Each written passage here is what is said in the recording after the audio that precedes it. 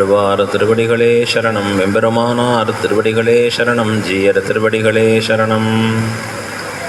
ஸ்ரீசைலேஷதயாபாத்திரம் தீபக்தியாதிகுணார்ணவம் யதீந்திரப்ரவணம் வந்தே ரம்யஜாமாதரம் முனிம்.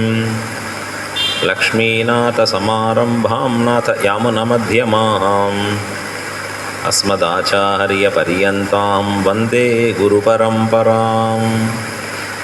யோ நித்யமச்சுதபதாம்புஜயுக்மருக்ம व्यामोहतस्तदितराणि तृणाय मेने. अस्मद्गुरोर्भगवतोऽस्य दयैकसिन्धोः रामानुजस्य चरणौ शरणं प्रपद्ये. मातापिता युवतयस्तनया विभूतिः सर्वं यदेव नियमेन मदन्वयानाम्. आद्यस्य नः कुलपतेर्वकुलाभिरामं श्रीमत्तदङ्घ्रियुगलं प्रणमामि मूर्ध्ना. भूतं सरश्च महताह्वयभट्टनाथ श्रीभक्तिसारकुलशेखरयोगिवाहान् भक्ताङ्घ्रिरेणुपरकालयतीन्द्रमिश्रान् श्रीमत्पराङ्कुशमुनिं प्रणतोऽस्मि नित्यम्. नीलातुङ्गस्तनगिरितटी सुप्तमुद्बोध्य कृष्णं पारार्त्यं स्वं श्रुतिशतशिरःसिद्धमध्यापयन्ती.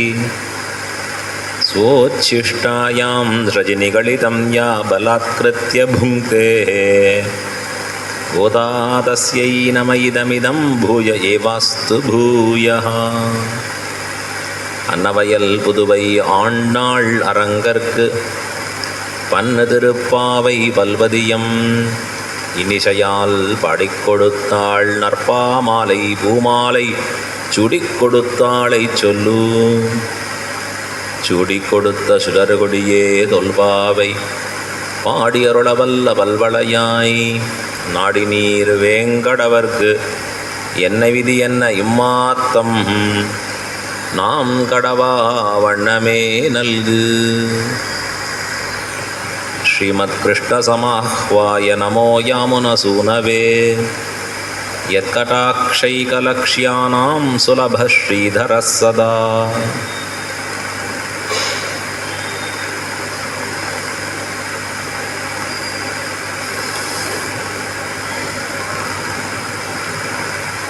ஆதௌ வேதாः பிரமாணம் ஸ்மிருதிः உபகுருதே சேதிஹாசைஃப் புராணைஹ என்று மிக அற்புதமான ஸ்லோகம் பராசர பட்டர் காண்பித்தருளுகிறார். இது எதை ஒற்றியதாக இருக்கிறது அப்படின்னா, வேதோ அகில தர்ம மூலம், எல்லா தர்மங்களுக்கும் மூலமாக இருப்பது வேதம். வேதத்தை ஏன் வேதம்னு சொல்லுகிறோம்? வேதத்தை வேதம்னு சொன்னால் என்ன, வேறொன்று சொன்னால் என்ன?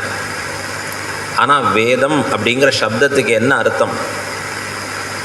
வேதயதீதி வேதா, நாம் அறியாததை அறிவிக்கக்கூடியதற்கு வேதம்னு பேர். நாம் அறிந்ததை சொல்லக்கூடாது, அறியாததை உண்மையை சொல்லணும். அதுக்கு தான் வேதம்னு பேர். அறிஞ்சது என்ன? பசி எடுத்தால் சாப்பிடணும், தூக்கம் வந்தால் தூங்கணும், தினவெடுத்தால் இங்கே சொரிஞ்சுக்கணும், இப்படி அரிச்சுக்கணும். இதெல்லாம் வேறு யாரும் சொல்லித்தர வேண்டாம். தன்னிடையே நாம் செய்வோம் அந்த காரியங்களை எல்லாம். நாம் அறியாதிருக்கக்கூடிய செயல்களை, அறியாதிருக்கக்கூடிய உண்மைகளை, நம்மால் உணர முடியாதிருக்கக்கூடிய தத்துவங்களை காட்டுவது தான் வேதம். பகவான் யார்? அவன் எங்கே இருக்கான்? நான் சொல்லக்கூடிய தத்துவம் என்ன? அது எப்படிப்பட்டதாக இருக்கக்கூடிய தத்துவம்? வெளியில் இருக்கக்கூடிய லோகங்கள் என்னென்ன? கண்ணுக்கு தெரியாத நாம் செய்யக்கூடிய பாப புண்ணியங்களின் பலன்கள் என்னென்ன? எங்கே அனுபவிப்போம்? இப்படி எல்லாவற்றையும் நமக்கு உணர்த்துவதற்கு தான் வேதம் அப்படின்னு பேர். வேதம் எல்லாவற்றிற்கும் மூலமாக இருக்கிறது.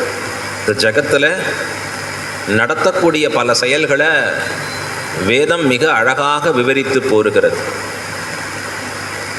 அந்த வேதம் எம்பெருமானுடைய மூச்சு காற்றாகவும் இருக்கிறது. பகவானுடைய சுவாச காற்று பார்த்தா அது வேதம்தான்.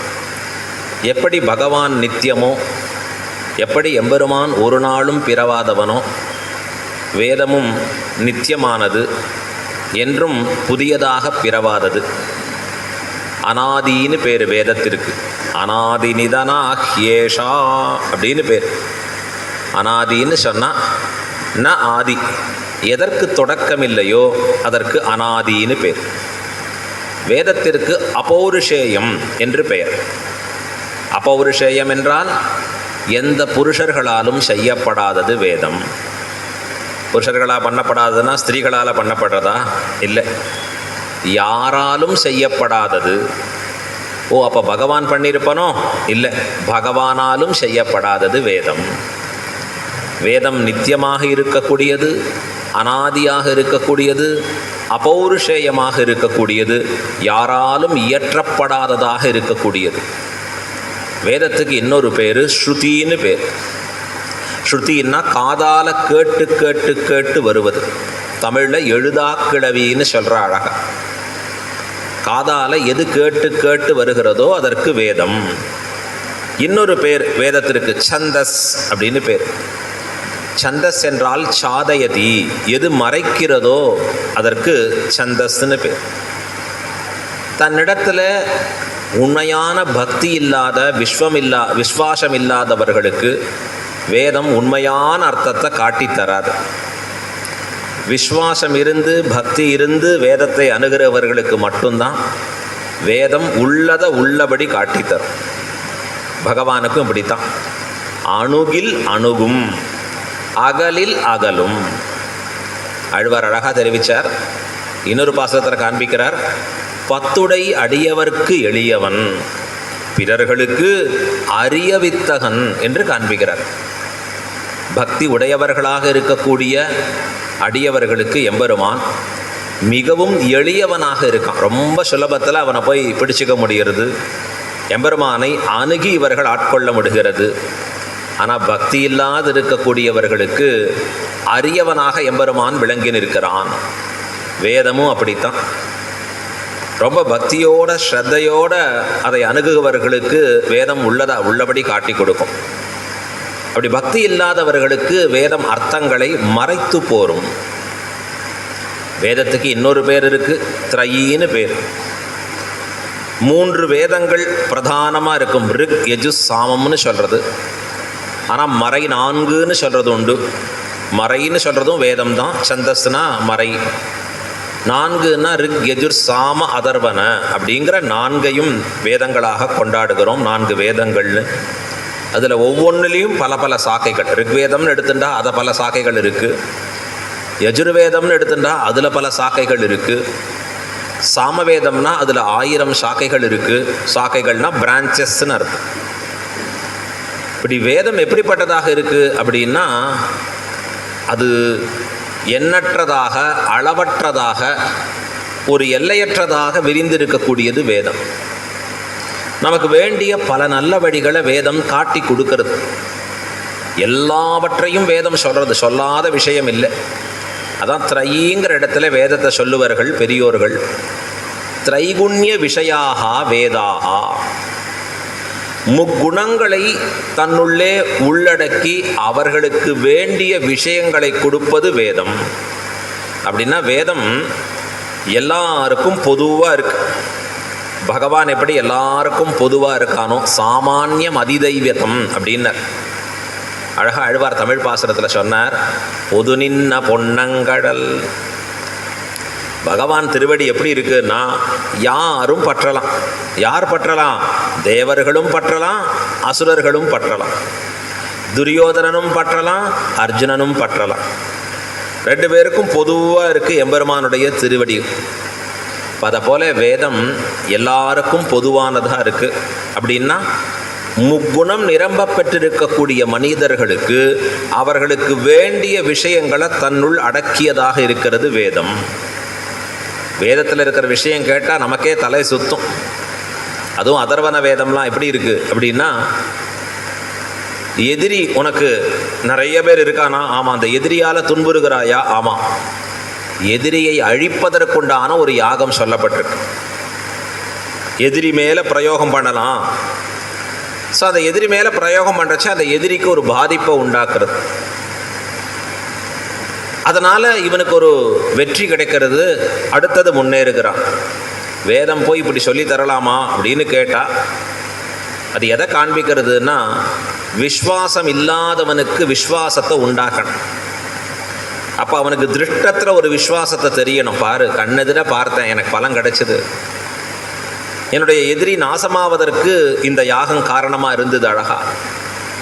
அப்போ மேற்கொண்டு அப்போ வேதம் இருக்குது, பகவான் இருக்கான் அப்படின்னு ஒத்துக்கொண்டு, இப்போ வேதத்திலே சொல்லப்பட்டிருக்கிற கருத்துக்கள் என்னென்ன, அதை நாம் எப்படி இன்னும் உள்வாங்கிக்கணும், இன்னும் அதை எப்படி நாம் பயனுள்ளதாக மாற்றிக்கொள்ள வேண்டும் அப்படின்னு படிப்படியாக போகக்கூடியவர்கள் உண்டு. உலகத்தில் இருக்கிற பணத்தை ஆசைப்பட்டு சொல்கிறவர்களும் இருக்கலாம், புகழை ஆசைப்பட்டு சொல்லுபவர்களும் இருக்கலாம், நீண்ட ஆயுஷை ஆசைப்பட்டவர்களும் இருக்கலாம். இந்த உலகத்தில் வேதம் எல்லாத்தையும் சொல்கிறது. ஆயுர் ஆசா ஆஸ்தே அப்படின்னு சொல்கிறது.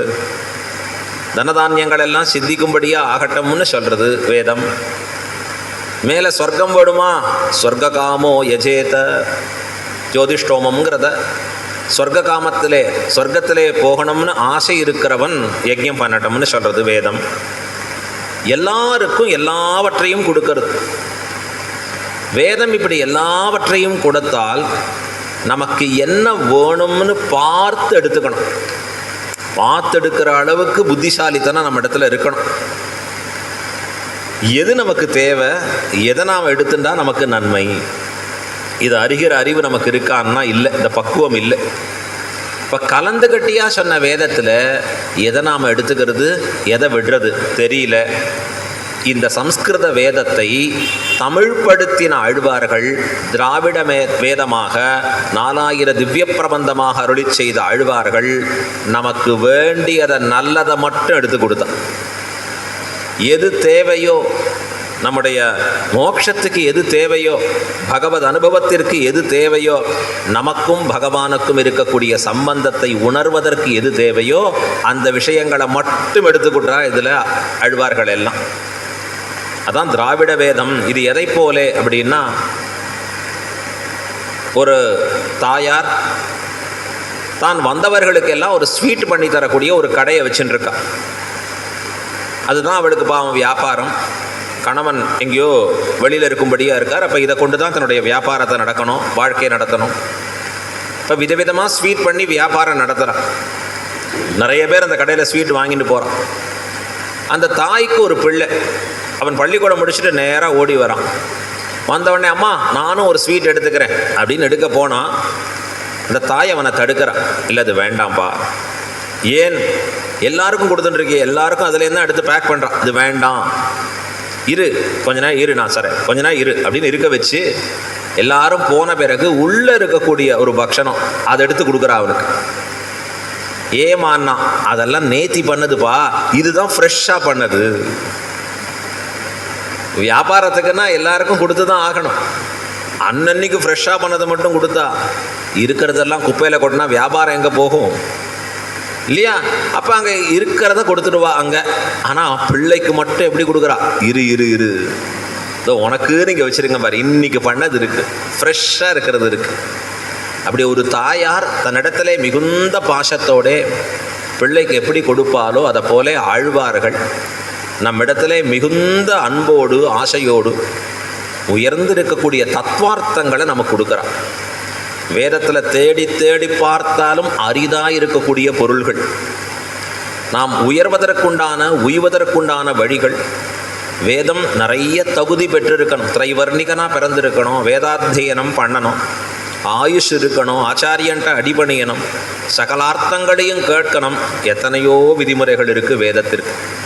ஆனால் ஆழ்வார்கள் அருளி செயல்கள் என்னன்னார், எல்லாருக்கும் பொதுவாக இருக்குது, நாம் அறிந்த தமிழ் மொழியிலே இருக்குது, கேட்க கேட்க ரசிக்கும்படியாக இருக்குது, தேனும் பாலும் கண்ணலும் அமுதுமாகி தித்திக்கும்படியாக இருக்குது.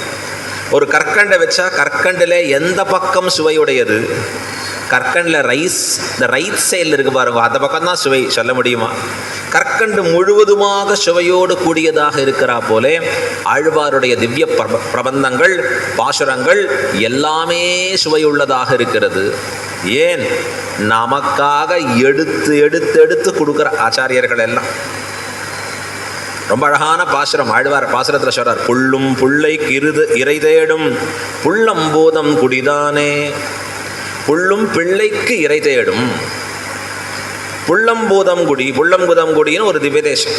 அந்த திவ்யதேசத்தில் அழகாக ஒரு கொக்கு நின்று இருக்கு அற்புதமாக. இந்த கொக்கு எப்படி இருக்குன்னா காத்துட்டே இருக்கும் தன்னுடைய இறை வருகிற வரைக்கும் அழகாக. அதனால தான் ஸ்ரீ வைஷ்ணவன் எப்படி இருக்கணும் அப்படின்னா, கொக்கு போல் இருக்கணும், கோழி போல் இருக்கணும், உப்பை போல் இருக்கணும், உம்மை போல் இருக்கணும் அப்படின்னு வைஷ்ணவ லட்சணங்கள் சொல்லி கொடுக்குற ஆச்சாரியர்கள் எல்லாம். அது என்னன்னு பின்னாடி பார்ப்போம். இப்போ இந்த கொக்கு காத்துன்னு இருக்கான், அது தாய் கொக்காக இருக்கிறது. தன்னுடைய குழந்தை கொக்குக்கு ஒரு உணவு பிடிச்சி கொடுக்கணும் அப்படின்னு பார்த்துட்டே இருந்தது. அங்கே எப்படி இருக்குது, நிறைய மீன்கள் துள்ளி குதித்து போக சரியான மீனை பிடிச்சி தன்னுடைய குழந்தைக்கு அது எடுத்து வாயில் ஊட்டுறது. இப்போ ஆச்சாரியர்கள் கேட்டுண்டா, ஏன் அங்கே தான் நிறைய போகிறது, அந்த இறை தேடும்படியாக என்ன இருக்குது அப்படின்னா, அங்கே வியாக்கியானத்தில் தெரிவிக்கிறார், இல்லை தன் குழந்தை வாய்க்குள்ளே போகக்கூடிய அளவுக்கு சிறியதாக இருக்கணும் அந்த உணவு. அது தன்னிஷ்டத்துக்கு எடுத்துக்க முடியாது, அதுக்கு வேண்டியபடி கொடுக்கணும். அப்போ அது வர வரைக்கும் பார்த்து காத்திருந்து கொடுக்க வேணும். இந்த பிரீத்தி தான் ஆழ்வார்களுக்கும் ஆச்சாரியர்களுக்கும் நம்மிடத்துல. மெடிக்கல் ஷாப் போனால் ஏகப்பட்டது இருக்குது, இன்னொரு இடத்துக்கு போனால் கடையில் ஏகப்பட்டது இருக்குது. இப்போல்லாம் கடைக்கு போனால் என்ன ஆகுதுன்னா தலை சுற்றிடுறது. செல்ஃப் சர்வீஸுன்றா வேறு, போயிட்டு போயிட்டு வர்றதுக்கு. இப்போ அதனால் எல்லாருக்கும் என்னாச்சு, ஆன்லைனில் ஆர்டர் பண்ணுறோம், 7 நிமிஷத்தில் வந்துடும். 7.5 நிமிஷம் ஆச்சுன்னா திருப்பி கொடுத்துடலாங்கிறான். அப்போ நம்ம தேடி வருது, நமக்கு சுலபமாக எடுத்துக்கிறது, எது சிறந்ததாக இருக்கோ அது நம்ம தேடி வந்தால் நமக்கு சந்தோஷமாக இருக்கு. நாம் உய்வதற்கு பகவான் பண்ணின பெரிய கிருபை என்ன தெரியுமா? ஆழ்வார்களை இந்நிலவுலகிலே தோன்றும்படியாக செய்து தமிழ் வேதமாகிற திராவிட வேதமாகிற 4000 திவ்ய பிரபந்தத்தை அருளிச் செயலை பகவான் இங்கே தோற்றுவித்தது. நாம் அதை கேட்குறோமோ இல்லையோ, நாம் அதை ரசிக்கிறோமோ இல்லையோ, நாம் புஸ்தகத்தை வாங்கி வைக்கிறோமோ இல்லையோ, படிக்கிறோமோ இல்லையோ, ஸ்ரீரங்கநாதனும் ஒவ்வொரு திவ்யதேச எம்பெருமான்களும் அதை கேட்டுட்டே இருக்கா. இந்த பகவானுக்கு என்ன பெயர்? என்ன அருளி செயல் பித்தன் அப்படின்னு பெருமானுடைய பெயரை சொல்கிறான். இந்த 4000 திவ்ய பிரபந்தம் அருளி செயல் நடக்கிறதுன்னு சொன்னால் எம்பெருமான் அதை கேட்பதற்காக தான் ஓடி வருவனும். திவ்யதேசங்களில் பகவானுடைய உற்சவம், இப்போ ஸ்ரீரங்கத்தில் நடக்கிற வைகுண்ட ஏகாதசி உற்சவம் இருக்கே, இது எதற்கான உற்சவம்னா 4000 திவ்ய பிரபந்தத்திற்கு உண்டான உற்சவம், அருளி செயலின் ஏற்றத்தை பகர்கின்ற உற்சவம். ஒவ்வொரு நாளும் இத்தனை பாசுரங்கள்னு சொல்லி அரையர் சுவாமிகள் இந்த எம்பெருமான் முன்பு விண்ணப்பிப்பார். இயலோடு இசையோடு நாட்டியமாகவும் கூட சேர்ந்து விண்ணப்பிப்பார்கள். எல்லாம் நாம் கண் படைத்த பையன் ஸ்ரீரங்கநாதர் இன்னும் அதை பாதுகாத்துட்டு வர்றார் அழகா அங்கேருந்து. இது எப்படி தொடங்கித்து அப்படின்னா, நாதமுனி அவர் காலத்தில் ஒரு பாட்டு, அதற்கு முன்பு திருமங்கை ஆழ்வார் காலத்தில் திருமங்கை ஆழ்வாரை கூப்பிட்டு ஸ்ரீரங்கநாதர் இந்த திருப்பணி கைங்கரியெல்லாம் நீர் பண்ணும். அவர் சொன்னார், நானும் ஒன்றுமில்லாதவன், உலகத்தில் 1000 பேர் பணக்காரன் இருக்கான், என்னை கூப்பிட்டு பண்ண சொல்கிறீரே, நீர் தான் பண்ணணும். பெரிய பெருமாள் ஆணையிட திருமங்கை ஆழ்வார் அற்புதமாக பெருமாளுக்கு கைங்கரியம் பண்ணுறார். ஸ்ரீரங்கத்தில் மண்டபங்கள் என்ன, பிராகாரங்கள் என்ன, கோபுரங்கள் என்ன, மதில்கள் என்ன, எல்லாத்தையும் கட்டி கொடுக்குறார் ஸ்ரீரங்க க்ஷேத்திரத்தில் அற்புதமாக. இன்றைக்கும் அந்த ஸ்ரீரங்கத்தில் ரங்கநாதர் எதை வைத்து அழைக்கப்படுவார்னா மதிலரங்கர். அவர் மதிலை பார்த்தாலே இது ரங்கநாதன் மதில்னு தெரியுமா. மதிலை நிரூபகமாக உடையவர். இன்னைக்கு அந்த மதில் யார் கட்டினதுன்னா திருமங்கையாழ்வார் மதில். அதுக்கப்புறம் பல பேர் வந்து பிரித்து கட்டியாச்சு, ஆனால் இன்றைக்கும் பேர் யாருதுன்னா திருமங்கையாழ்வார். ஏன்னா அந்த கைங்கரியத்தை ஸ்ரீரங்கநாதர் கொடுத்து நடத்தினர். அவருக்கு அழகான ஒரு ஸ்லோகம் பண்ணுகிறார் பட்டர். ஜிதபாஹ்ய ஜினாதி மணி பிரதிமாக அபிவைதிக என்னிவரங்கபுரே மணிமண்டபவப்ரகணான் விததே பரகால கவிஹி பிரணமே மகிதான். அற்புதமான ஒரு ஸ்லோகம் இது. அவைதிகமாக இருக்கக்கூடிய மற்றவர்களுடைய விக்கிரகத்தை கொண்டு இங்கே அதை கொண்டு அந்த தனத்தை கொண்டு ஸ்ரீரங்கநாதனுக்கு வைதிகமாக ஆக்கி கொடுத்தார். அற்புதமான மதில்கள் என்ன, மண்டபங்கள் என்ன, பிராகாரங்கள் என்ன, இவற்றையெல்லாம் கட்டி கொடுத்த திருமங்கை ஆழ்வார். அவர் அவதரித்த நாள் கார்த்திகையில் கார்த்திகை நாள், கார்த்திகை மாதம், கார்த்திகை நட்சத்திரத்தில். அதனுடைய வைபவம் என்ன? திருமங்கை ஆழ்வார் அவதரித்தார். மாறன் பணித்த தமிழ் மறைக்கு மங்கையர்கோன் ஆரங்கம் கூற அவதரித்த வீருடைய கார்த்திகையில் கார்த்திகை நாள் இன்னென்று காதலிப்பார் வாய்த்த மலர்த்தாள்கள் நெஞ்சே வாழ்த்து. மணவாள மாமனிகள் அற்புதமாக சொல்கிறார், சாதிக்கிறார் நம்முடைய உபதேச ரத்ன மாலையில். மாறன் பணித்த தமிழ் மறைக்கு நம்மாழ்வார் அருளி செய்திருக்கக்கூடிய 4 திவ்ய பிரபந்தங்களுக்கு 6 அங்கங்களாக இருக்கக்கூடிய 6 திவ்ய பிரபந்தத்தை அருளினார் திருமங்கை ஆழ்வார். அந்த 6 திவ்ய பிரபந்தத்தை அருளி இருக்கக்கூடிய திருமங்கை ஆழ்வார் அவதரித்த நாள் என்னாள்னா கார்த்திகையில் கார்த்திகை நாள். கார்த்திகை மாதம், கார்த்திகை நட்சத்திரம். ஸ்ரீரங்க க்ஷேத்திரத்தில் பார்த்தேன்னா அற்புதமான உற்சவம். நாம் சொல்கிறதெல்லாம் ஸ்ரீரங்கத்தில் உற்சவம்னா அதுக்கு பின்னாடி பெரிய ஹிஸ்ட்ரி இருக்குது. ஹிஸ்ட்ரினா சரித்திரம்னு பேர். ஆங்கிலத்தில் மித்துன்னு சொல்கிறோம். மித்தாலஜி தப்பு, தவறான பிரயோகம், வார்த்தை தவறான பிரயோகம். அது என்ன சொல்லணும்? எபிக் என்று சொல்லணும், எபிக்ஸ்ன்னு சொல்லணும். ஏன்னா ட்ரூத்ஃபுல்லாக நடந்த விஷயம். இதிகாசம்னா என்ன? இதி ஈக ஆச, இப்படி நடந்தது என்று அந்த பார்த்தவராலே சொல்லப்பட்டது இருக்கிறதே, அதுக்கு தான் இதிகாசம்னு பேர். புராணம்னா புறா அப்பி நவம், பழையசாக இருந்தால் கூட புதியதாகவே தோன்றும்படியாக இருப்பதற்கு தான் புராணம்னு பேர். இப்போ ஸ்ரீரங்கத்தில் இன்னைக்கும் கார்த்திகை மாதம், கார்த்திகை நட்சத்திரத்தில் ஒரு அற்புதமான உற்சவம். எல்லா ஆழ்வார்களையும் எம்பெருமான் எழுந்தருளை பண்ணி அவர்களுக்கு அனுகிரகம் பண்ணுறார். பெரிய சொக்கப்பானையை கொளுத்துறார் அழகா. இந்த கார்த்திகை தீபம்னு கொண்டாடும்படியான ஒரு உற்சவம் முடிஞ்சு அங்கே எழுறார். அது எப்போன்னா திருமங்கை ஆழ்வார் காலத்தில் திருமங்கை ஆழ்வார் இந்த கைங்கரியமெல்லாம் பூர்த்தி பண்ணி நிற்க அவருடைய திருநக்ஷத்திர நன்னாளில் திருமங்கை ஆழ்வாரை பார்த்து பெருமாள் கேட்கிறார், உமக்கு என்ன வரம் கேடும், என்ன வரம் வேணும்னு கேடும், நாம் அனுகிரகிக்க காத்துன்னு இருக்கோம். நாம இருந்தால் நமக்கு கொஞ்சம் வெயிட் பண்ணுவோம். வீட்டில் ஒரு லிஸ்ட்டை வச்சுட்டு வந்துட்டேன். இன்றைக்கி அர்ஜென்ட்டாக ஓடி வந்தேன். திருவேங்கடமுடையானுக்கு போர்ச்சே எதெல்லாம் பேக் பண்ணிக்கிறான்னா, எதை பேக் பண்ணுறோமோ இல்லையோ லிஸ்ட்டு பெருசாக இருக்குது, அதை பேக் பண்ணிக்கிறோம். இந்த மாதிரி சொல்லியிருப்பானா திருமங்கை ஆழ்வார் உடனே பிரார்த்திச்சார், அடி எனக்கு ஒரே விண்ணப்பம் தான். என்ன விண்ணப்பம்? எப்படி தேவரீர் சம்ஸ்கிருத வேதத்தை கொண்டாடுகிறாரோ அப்படி திராவிட வேதத்தையும் கொண்டாட வேண்டும். அதற்கு நிகரான தன்னேற்றம் இதற்கு கொடுக்க வேணும். எது திராவிட வேத சாகரம்னா நம்மாழ்வார் அருளி செய்தது பக்தாமிருதம் விஸ்வஜனானுமோதனம் சர்வார்த்ததம் ஸ்ரீ சடகோபவாங்மயம் சஹஸ்ரசாகோபனிஷத் சமாகமம் நமாம்யகம் திராவிட வேதசாகரம். நமாமி அகம் திராவிட வேதசாகரம். திராவிட வேத சாகரம் இருக்கே 1000 சாகைகளுடைய சாமவேதத்திற்கு ஒப்பான திருவாய்மொழி, ஈடு இணையற்றதாக கொண்டாடப்படக்கூடிய திருவாய்மொழி. ஆழ்வார்களில் தலைவரான பிரபன்னஜன கூட்டஸ்தரான சுவாமி நம்மாழ்வார் அருளி செய்த திருவாய்மொழி, பக்தர்களுக்கு அமிர்தமாக இருக்கக்கூடிய திருவாய்மொழி, எல்லாரையும் தன்னுடைய அர்த்தங்களாலே மோகிக்க செய்வதான இருக்கக்கூடிய திருவாய்மொழி. அந்த திருவாய்மொழியை தேவரீர் இந்த வைகுண்ட ஏகாதசி உற்சவமாக கேட்டருள வேணும். பகவான் சொன்னார், அப்படியே ஆகட்டனர். வைகுண்ட ஏகாதசி உற்சவத்தை சாஸ்திரம் என்ன சொல்றது தெரியுமா? அத்தியனோத்சவம்னு பேர். அத்தியனோத்சவம்னா என்ன? வைகுண்ட ஏகாதசி தொடங்கி 10 நாட்கள் வேதாத்தியனம் நடக்கணும். வேத பாராயணம் பூர்த்தியாக கேட்கணும் எம்பெருமான். இந்த 10 நாடும் வேதங்களை கேட்டு எம்பெருமான் திருவள்ளம் உகக்க வேணும். அதுக்கு தான் வைகுண்ட ஏகாதசி திருநாள்னு பேர். ஸ்ரீரங்கநாதர் திருமங்கை ஆழ்வாரின் திருவாக்க கேட்டு அப்படியே கொடுத்தோம். எப்படி கொடுத்தோம்னார்? நம்மாழ்வாருடைய திவ்ய பிரபந்தத்தை இங்கே கேட்கும்படியாக செய்கிறோம்.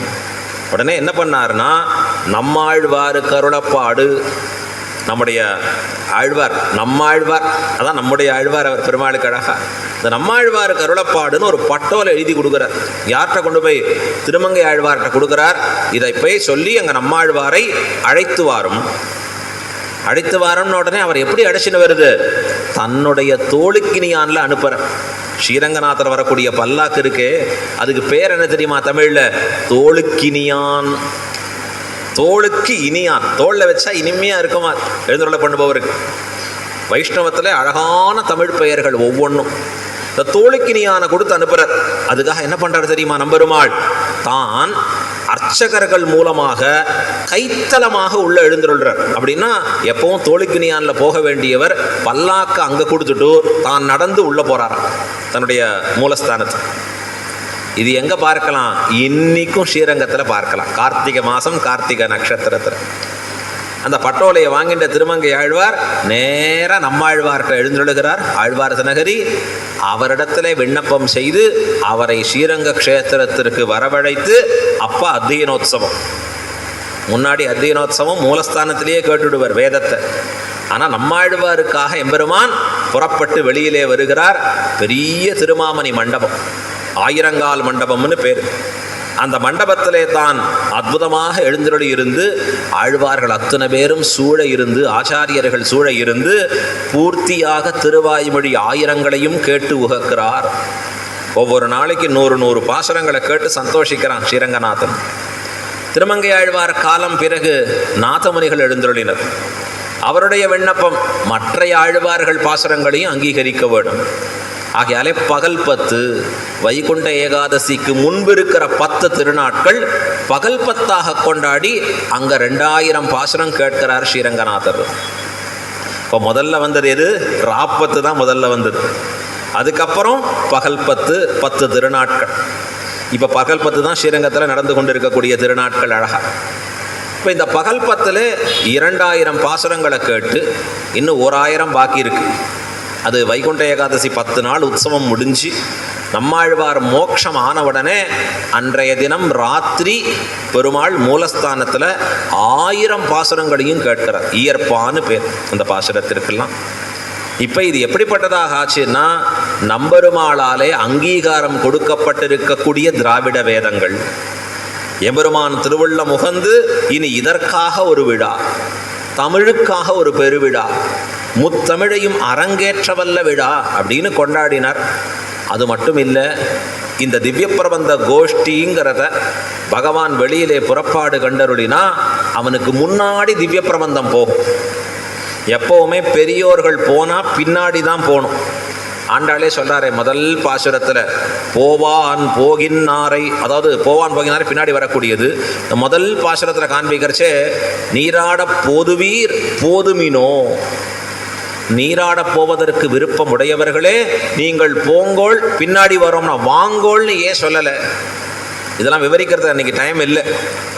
சீவைஷ்ணவர்கள் எப்படி இருக்கணும் அப்படின்னா, அடியார்கள் பெரியோர்கள் முன் செல்ல இவர்கள் பின் செல்ல வேணும். அதுதான் கிரமம் ஸ்ரீவைஷ்ணவத்தில். பெரியோர் முன்னாடி போகணும், சிறியவன் பின்பற்றி வர வேணும். இப்போ ஆண்டாள் சொல்கிறா, அங்கே இருக்கக்கூடியவர்களை பார்த்து நீராட போதுவீர் போதுமினோ, நீராடப் போவதற்கு விருப்பம் உடையவர்களே நீங்கள் முன்பு எழுந்தருள நாங்கள்லாம் பின்னாடி வருகிறோம்.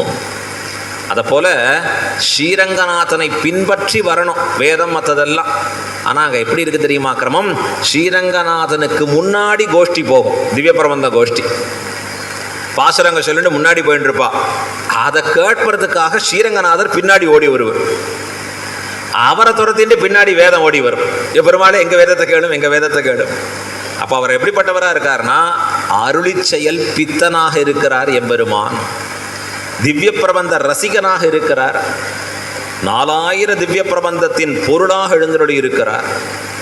அந்த 4000 திவ்ய பிரபந்தமும் முழுவதுமாக நமக்கு படிப்பது அரிதுங்கிறதுக்காக ஆண்டாள் அதிலே சொல்ல வேண்டிய சகலார்த்தங்களையும் 30 பாசுரங்களில் உள்ளடக்கி நமக்கு அருளுகிறாள். 30 நாளில் கேட்கும்படியா ஒரு நாளைக்கு ஒரு பாசுரமாக கொண்டு ஆண்டாள் அருளக்கூடிய விதம் இருக்கே, பெரிய உபகாரம். நாமெல்லாம் 1000 பாசுரம் கேளுங்கன்னா 1000 கேட்கறச்சே தலை சுற்றி கீழே விழுந்துடும். 1000 எங்கே படிக்கிறது, 1000 எங்கே சொல்லி பார்க்கறது? 30 பாசுரம், 30 நாள் அப்படின்னு உடனே ஒரு உற்சாகம் பிறக்கிறது. இப்போ ஆண்டாள் இன்னும் அந்த திவ்ய பிரபந்தங்களில் சொல்லப்பட்ட கருத்துக்களை சுருக்கமாக காண்பித்து ஆனால் உயர்ந்திருக்கக்கூடிய அர்த்த விசேஷங்களை நமக்கு இந்த பாசுரங்களை உபதேசித்து போருகிறாள். ஆண்டாளின் பெருமை அளப்பரிய விஷயம். ஒரு குழந்தையா அவதாரம் பண்ணி பகவானிடத்திலே பக்தி செலுத்தி தானும் அவ்வழி வாழ்ந்து நம்மையும் வாழ்விப்பதற்காக அருளுகிற தன்னேற்றம், தான் பண்ணின அனுஷ்டானத்தையே திவ்ய பிரபந்தமாக மாற்றி அருளுகிறவள் ஆண்டாள். இப்போ அந்த பாசுரங்களில் ஆண்டாள் எழுப்பி கொண்டு போகிறாள். ஒவ்வொரு பெண் பிள்ளையா தன்னை ஒரு கோபிகையாக அனுகரித்து கொண்டு ஒவ்வொரு கோபிகையாக அந்த ஊரில் இருக்கிறவர்களை எழுப்புகிறாள் ஆண்டாள். அதில் இன்றைய தினம் நாம் பார்க்க வேண்டிய பாசுரம் 14வது பாசுரம். உங்கள் புழக்கடை அப்படின்னு வரக்கூடிய 14வது பாசுரத்தில் ஒரு பெண் பிள்ளையை எழுப்புகிறாள். இந்த பெண் பிள்ளை எப்படிப்பட்டவள் அப்படின்னா, நீங்கள் ஒன்றும் கவலைப்பட வேண்டாம், உங்கள் கோஷ்டிக்கு நான் தான் தலைமை, எல்லாம் என் பொறுப்பாக்கும், என்னிடத்துல பொறுப்பை கொடுத்துட்டாலோ இல்லையோ எல்லாம் நான் பார்த்துக்கிறேன், கவலையே பட வேண்டாம்னு சொல்லிட்டு போனவள் தான் முதல் நாள். இன்னைக்கு எல்லாரும் ரெடி ஆகிட்டா இவ படுத்துன்னு இருக்கா.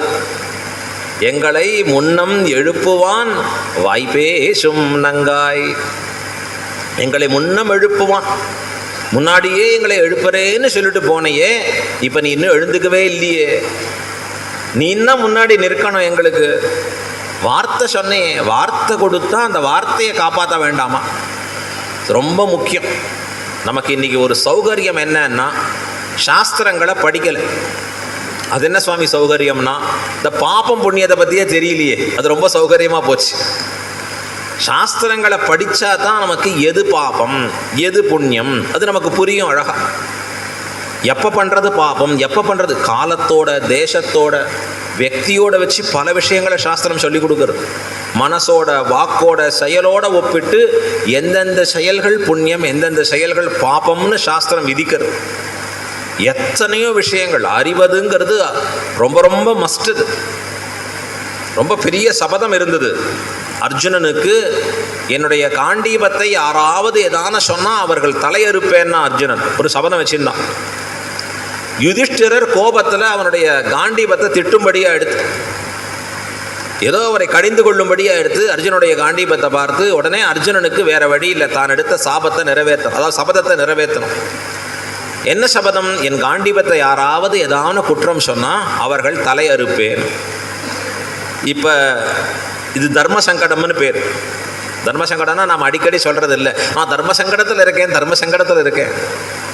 என்ன தர்ம சங்கடம் அப்படின்னா, திருப்பாவை உபன்யாசத்துக்கு வருதா இல்லை வீட்லேயே உட்காருறதா, அது பேர் தர்ம சங்கடம் இல்லை. ரெண்டு தர்மங்களுக்கு நடுவில் நமக்கு ஒரு குழப்பம் வந்தால் அது தர்ம சங்கடம். இப்போ ரெண்டு தர்மங்களுக்கு நடுவில் ஒரு குழப்பம் என்ன, எடுத்திருக்கக்கூடிய சபதத்தை நிறைவேற்றி ஆகணும், நிறைவேற்றாமல் போச்சுன்னா அது ஒரு பெரிய பாபம், அது ஒரு குற்றம். இன்னொரு பக்கம் தனக்கு தமையனாராக இருக்கக்கூடியவர், தன்னை அந்த காண்டீபத்தை இகழ்ந்தவர் யாரு? தனக்கு தமையனார். தமையனாருங்கிறவர் பிதா ஸ்நானம், மூத்த பையன் அப்பா ஸ்நானம் எப்போவுமே. இப்போ அண்ணாவை நாம் குறை சொல்வதா, அவருக்கு இழுக்காவதா? ஐயோ அது பெரிய பாப்பமாச்சே, அவரை வதம் பண்ணுவேன்னா இதை காட்டிலும் ஒரு பாப்பம் உண்டா? அப்போ எம்பெருமான் திருவடிகளில் போய் விண்ணப்பம் பண்ணுறா, சுவாமி இப்படி பண்ணியிருக்கேன் நான் என்ன பண்ணுவது? எம்பெருமான் அழகான ஒரு சமாதானம் பண்ணுறார். அண்ணாவை பார்த்து நீன்னு ஒரு வார்த்தை சொல்லிவிடு, ஏகவச்சனத்தில் பேசிடுங்கிற. ஏகவச்சனத்தில் பேசுறச்சு சாஸ்திரம் சொல்கிறது அது கொன்னதுக்கு சமானம். இன்னைக்கு எவ்வளோ பேர் எத்தனை தடவை கொண்டுட்டே இருக்கா? எங்கே போய் நாம் அறிவோம், அதை எங்கே போய் பேசுவோம்? ஏன்னார் அந்த சாஸ்திரங்களை அறிவதில்லை. அதுதான் அந்த காலத்தில் பெரியோர்களை மதிப்போடு நடத்துவது. பேசுவதற்கு எதிர்த்து கூட பேசவே மாட்டான், தயங்கி நிற்பார்கள். நீங்கள் சொல்கிறது தான், நீங்கள் என்ன சொல்கிறோ அதை பண்ண வேண்டியது தான் அப்படின்னு வார்த்தையாக இருக்கும். இப்போ இதெல்லாம் சாஸ்திரம் நமக்கு சொல்லி கொடுத்துருக்கு. பாபத்தை பற்றி லிஸ்ட்டு தெரியணும்னா கைசீக புராணம் கேட்டால் தெரியறது. கைசீக புராணத்தில் நம்பாடுவான், அவர் எந்த குருகுலம் போனார், எங்கே வாசித்தார், ஒன்றுமே புரியல. சாஸ்திரம் சொல்கிறதெல்லாம் அங்கே சொல்லி கொடுக்குறாரு நம்பாடுவான் அழகா. இந்த சாஸ்திரம் சொல்லுகிற பாபம் என்னென்ன 18 பாபங்களை சொல்கிறார். அந்த பிரம்மரக்ஷஸை பார்த்து சொல்கிறார், நான் திரும்பி வரலைன்னா இந்த பாபம் என்ன சேரட்டும், நான் திரும்பி வரலைன்னா இந்த பாபம் என்ன வரட்டும். எந்த பாபம்? ஒருவனுக்கொன்றை கொடுக்கிறேன் என்று சொல்லி அதை கொடாதே நிற்கிறான் யாவன் ஒருவன் அவன் பாபத்தை அடைய கடவேன் மீள வந்திலேன் ஆகிலென்கிறான். ரொம்ப அழகான இருக்கும். கைசிக புராணம் கேட்டுட்டே இருக்கலாம். ஒருவனுக்கு ஒரு வாக்கை கொடுத்துருக்கானா, கொடுக்கிறேன் என்று சொல்லி இதை கொடாமல் எவன் இருந்திருக்கானோ, அவனுக்கு அதை கொடுக்காமல் இருந்திருக்கானோ, அவன் பாபத்தை நான் அடைய கடவேன். அந்த பாபம் எனக்கு வரட்டும், திரும்பி நான் வரலைன்னா. நீங்கள் பல பேரை உலகத்தில் பார்க்குறோம், 5 வருஷத்துக்கு ஒரு தடவை கொடுக்குறேன்னு சொல்லிடுவான், மறுபடியும் 5 வருஷத்துக்கு கழிச்சு தான் பார்க்கலாம். இது கொடுக்குறேன்னு சொல்கிறச்சே, நாம் வார்த்தை கொடுக்கறச்சே அது டாக்குமெண்ட்டாக போட வேண்டாம், வாய்ஸ் ரெக்கார்ட் பண்ண வேண்டாம், ரெஜிஸ்டர்டாக பண்ண வேண்டாம். ஆனால் மேலிருக்கக்கூடிய இந்த சூரியன் முதலானவர்களே சாட்சி நாம் சொன்ன வாக்குக்கு. அப்போ அந்த வாக்கின்படி நாம் நடந்து ஆகணும்.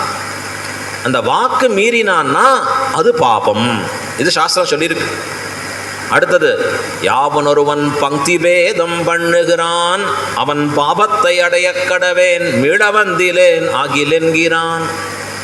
எவனொருவன் உணவு பரிமாறுகிற பொழுது தனக்கு வேண்டியவனுக்குன்னு சிலதை பரிமாறி வேண்டாதவனுக்கு இது கிடையாது அப்படின்னு நிறுத்துறான் பாருங்க. ஏய் ஸ்வீட் அந்த இலைக்கு மட்டும் போடாத, ஏண்டான்னா என்னை அப்படி திட்டாம அவனுக்கு ஸ்வீட்டு கிடையாது. இப்படி பேதம் பண்ணினா இது ஒரு பாபம். பங்கியில் எல்லாரும் சமமாக உட்கார்ந்துட்டு இருக்கிறச்சே ஒன்னாத்தான் சாதிக்கணும்.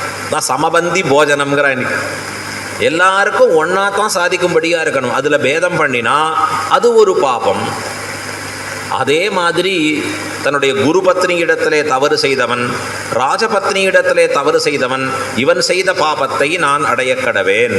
அதை போல அழகா சொல்றார், ஒருவனுக்கு 2 மனைவிகள், ஒத்தி இடத்துல மட்டும் ஆசை வச்சுட்டு இன்னொருத்தி இடத்துல ஆசை இல்லாதிருந்தா அவன் பாபத்தை அடைய கடவேன்.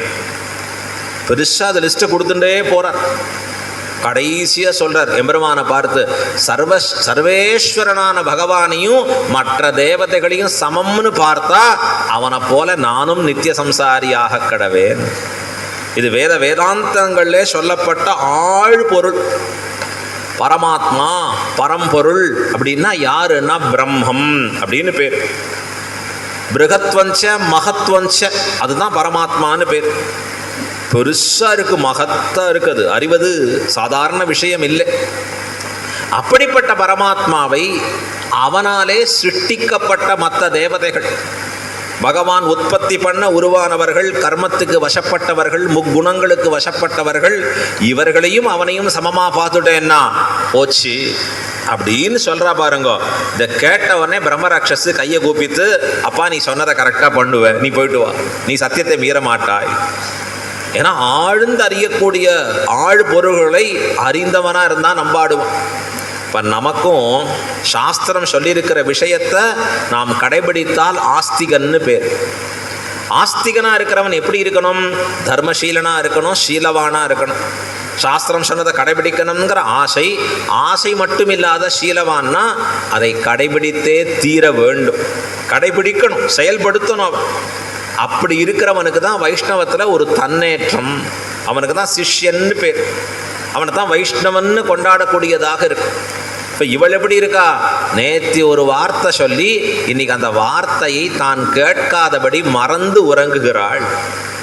பெருமாளுக்கு அற்புதமான ஒரு பேர் ராமருக்கு, ராமோ திருநாபிபாஷதே. ராமருக்கு 2வது சொல் பேசி பழக்கம் இல்லை. மற்றொரு வார்த்தை 2வது வார்த்தைனா, ஒரு வார்த்தை சொல்லையாச்சுன்னா அதுதான். அந்த வாக்கை கொடுத்துட்டாருன்னா பகவான் அதை மீறுவதில்லை. சக்கரவர்த்தி திருமன்கிட்ட இருக்கிற தன்னேற்றம். பரதன் ராமர் காட்டுக்கு போகிறது பிறகு அயோத்தியாக்குள்ள நுழையிறான். அயோத்தியாவில் பார்த்தா எல்லாம் வாடி இருக்கு. அங்கே செடி கொடி மரம் பிராணிகள், அயோத்தியாவில் இருக்கிற மக்கள்லாம் சோகத்தில் இருக்கா. அவன் உள்ள நுழைஞ்சி போகிறான். என்னது இது, அரண்மனையே வரை விரிச்சோடி இருக்கு. எப்பவும் இந்த அரண்மனை மகிழ்ச்சியில துள்ளி குதிக்கும், சந்தோஷமா இருப்பா எல்லாரும். அப்படி இல்லையே, வருத்தத்தோடு அவன் வரான். வெந்த புண்ணிலே வேலை பாய்ச்சுகிறா போலே அவன் தாய் கைகேயி பரதனை பார்த்து ஒரு வார்த்தை சொல்கிறான். ஏற்கனவே மனசு அப்படி அவனுக்கு கஷ்டமா இருக்கு. அப்போ அவன் தாய் கைகேயி சொல்றான், ராஜன் அப்படின்னு சொன்னான். ஏ ராஜாவே வான்னா. ஏற்கனவே மனசு நொந்து வருகிறான், என்ன ஆயிற்றுன்னு புரியல. தன் தகப்பனுக்கு என்ன ஆச்சோ வேற ஏதான் ஆச்சோ ஒன்றும் புரியலையேன்னு பயந்து வரக்கூடிய சமயத்தில் இவள் போதா குறைக்கு ராஜன். இது எப்படி இருக்குன்னார், ஏற்கனவே புண்ணா இருக்கிற இடத்துல இன்னும் வேளால குத்தினான். துடிதுடித்து போறான் அவன். என்ன பார்த்து சொல்லுகிறாய், இல்லாத ஒரு விஷயத்தை என் தலையில் சுமத்துகிறாய். அப்ப கேட்கறச்சேதான் கைகேயி சொல்ல ஆரம்பிச்சான், பிள்ளாய் நான் தான் உனக்காக வரன் வேண்டினேன், நீ தான் ராஜாவா இருக்கணும்னு சொல்லி வரன் வேண்டி முடிச்சுட்டேனா. அது மட்டும் இல்லை, நீ ராஜாவா இருக்கிறது இடைஞ்சலா ராமர் வந்துடக்கூடாதுன்னு அவரை காட்டுக்கும் அனுப்பிச்சுட்டேன். வந்ததே கோபம் பரதனுக்கு. தாயை திட்டுகிறான், உன் வயிற்றுல போய் பிறந்தேன் பாருனா, எப்படிப்பட்ட பாபத்தை செய்தாய் நீ, எவ்வளோ பெரிய பாபத்தை பண்ணியிருக்கிறது, இந்த பாபம் என் தலையிலன்னா விடியக்கூடியது என்று பரதன் புலம்புறான். உடனே கைகேயிட்ட ஆக்ஷேபனை தெரிவிக்கிறான், ராஜ்யத்தை ஏற்றுக்க முடியாது. வசிஷ்டர் சொல்றார், அப்பா ராஜாங்கம் அராஜகமாக இருக்கக்கூடாது. அராஜகம்னா என்ன அர்த்தம், ராஜா இல்லாமல் இருப்பதற்கு அராஜகம். இப்போ ராஜா இல்லாமல் இருக்கக்கூடாது, நீ இருந்து ஆகணும். உடனே வசிஷ்டரை பார்த்து அவன் கேட்டான், வாஸ்தவம் நீங்கள் சொல்கிறத நான் ஏற்றுக்கிறேன், ஆனால் நம் பரம்பரையிலே இதற்கு முன்பு யாரேனும் அப்படி செய்தார்களா, யாராவது அப்படி பண்ணாளா, யாராவது ஒத்தர் பெரியவர் இருக்கிறச்சே சிறியவர் அரியணை ஏறியதுண்டா இந்த சூரிய வம்சத்துலன்னு கேட்டான். வசிஷ்டர் வாயடைத்தார், இல்லைப்பா இது பழக்கம் இல்லை. அப்போ நான் ஏற மாட்டேன். என்ன பண்ணுவேன்னா, போய் எங்கள் அண்ணாவை அழைத்து வருவேன், காட்டுக்கு போகிறேன்னு இவன் பெரிய சேனைகளை கூட்டிட்டு காட்டுக்கு போகிறான். பெருமாள்கிட்ட போய் பிரார்த்திக்கிறான். எல்லாரும் சேர்ந்து கதறா அழறா எம்பெருமான் திருவடிகள். தான் ஒத்த அழுதா போறாதுன்னு ஊரே அழட்டம்னு கூட்டிட்டு போறான் பரதன். எல்லாரும் கதறி அழுதி பெருமாள் திருவடிகளில் நீர் வரணும் வரணும். தோ கைகேயி வந்திருக்கா, கூட இவாள்லாம் வந்திருக்கா, எனக்காக தான் வரன் வேண்டினவ, நானே வந்திருக்கேன் சொல்றான் பரதன். திரும்பி வாரோம். பெருமாள் சொன்னார், கொடுத்த வாக்கை மீற மாட்டேன். அங்க என்ன சொல்லியிருக்கேன், 14 வருஷம் காட்டுக்கு போயிட்டு முடிச்சுட்டு தான் திரும்பி வருவேன். பரதா நீ தான் முடிச்சுட வேண்டும். பரதன் சொன்னா, என் தலையில வைக்கக்கூடாது, குருவியின் தலையில பனங்காய் வைக்கிறதா, இந்த பாரத்தை என் தலையில சுமக்கிறதா. இப்போ பகவானுடைய பாதுகைகளை பிரார்த்திக்க எம்பெருமான் தன்னுடைய பாதுகைகளை பரதன் தலையில கொடுக்குறான். அதை வச்சுட்டு தான் பரதன் ராஜ்யம் பண்ணினான். இப்போ பகவானுக்கு சூழலும் சௌகரியமா இருக்கு. நாம இருந்தா என்ன பண்ணுவோம், நல்ல வேலைப்பா பரதா சொன்னியே ரிட்டர்ன் ஆயிடுவோம், காட்டிலேருந்து புறப்பட்டுடலாம், எப்படாப்பா சொல்லுவேன்னு பார்த்துட்டு இருந்தேன். ஆனால் எம்பெருமான் எப்படிப்பட்டவன், ஒரு உறுதி எடுத்தான்னா கடைசி வரைக்கும் அந்த உறுதியிலிருந்து மாறாதவன், நிலைத்து நிற்பவன். எம்பெருமானுடைய திருவடிக்கீழ் புகுந்திருக்க வேண்டிய நாம இப்படி இருக்கோமே. ஆனால் அவள் சொல்றா, நான் ராமனையா பிடிச்சின்னேன், கிருஷ்ணனை தானே பிடிச்சின்னேன். அவர் ஒத்தொத்திக்கு ஒன்று சொல்லுவார், ஆனால் யாருக்கும் வரமாட்டால் வேற ஒருத்திட்ட போய் நிற்பார் அவர். அந்த மாதிரி தானே என்னுடைய சுபாவம் இருக்கு. நானும் முதல் நாள் உங்களுக்கு சொல்லியிருக்கலாம், ஆனால் இன்னைக்கு அதை பண்ணாத இவள் உறங்க நிற்கிறச்சே அவளை சொல்லி எழுப்புகிறாள். கடகராக இருக்கக்கூடியவள் நீ தான் எங்களுக்கு தலைவியா இருக்கக்கூடியவள், நீ இப்படி உறங்குதல் ஆகாதுன்னு சொல்லி எழுப்பக்கூடிய 14வது பாசுரம் எல்லாருமா சேர்ந்து ஒரு முறை அனுசந்தானம் பண்ணுவோம். உங்கள் புழைக்கடை தோட்டத்து பாவியுள் செங்கழு நீர் வாயினெழுந்து ஆம்பல்வாய் கூம்பினகான் செங்கல் பொடிக்கூரை வெண்பல் தவத்தவர் தங்கள் திருக்கோயில் சங்கிடுவான் போகின்னான் எங்களை முன்னம் எழுப்புவான் வாய் பேசும் நங்காய் நாணாதாய் நாவுடையாய் சங்கொடு சக்கரம் ஏந்தும் தடக்கையன் பங்கையர்கண்ணானை பாடேலோர் எம்பாவாய். உங்கள் புழக்கடை, உங்கள் வீட்டின் பின்புறத்துக்கு தான் புழக்கடைன்னு பேர். தோட்டத்து, அங்கே இருக்கிற தோட்டம், அந்த தோட்டத்து வாவியுள், வாப்பின்னா கிணறுன்னு பேர். இந்த வாவியுள் கிணற்றினுள்ளே செங்கழுநீர் வாய் நெகிழ்ந்து, செங்கழுநீருங்கிற புஷ்பம் மலர்ந்து, ஆம்பல் வாய் கூம்பினகான், ஆம்பல்ங்கிற புஷ்பம் மொட்டித்தது. இது ஒரு விடிவுக்குண்டான ஒரு அடையாளமாக காட்டுகிறாள்.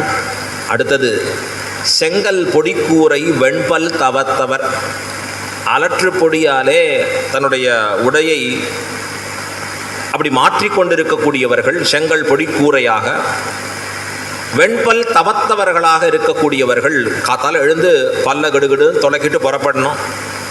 தங்கள் திருக்கோயில் சங்கிடுவான் போகின்றான், தங்களுடைய கோயில்களுக்கு தேவதாந்தரத்தை பஜிப்பவர்களும் கூட எழுந்து புறப்பட்டு போறா. இல்லை, இன்னொரு அர்த்தம், ஸ்ரீ வைஷ்ணவ சந்நியாசிகள் விடிவோரை எழுந்திருந்து சந்தியாவந்தனாதிகள் முடித்து தங்கள் மடத்திலே எம்பெருமானுக்கு திருவாராதனம் பண்ணுதல். சங்கிடுவான் போகின்றான், அப்படி போகின்றார்கள். இது விடிவுக்குண்டான அடையாளம் இல்லையா?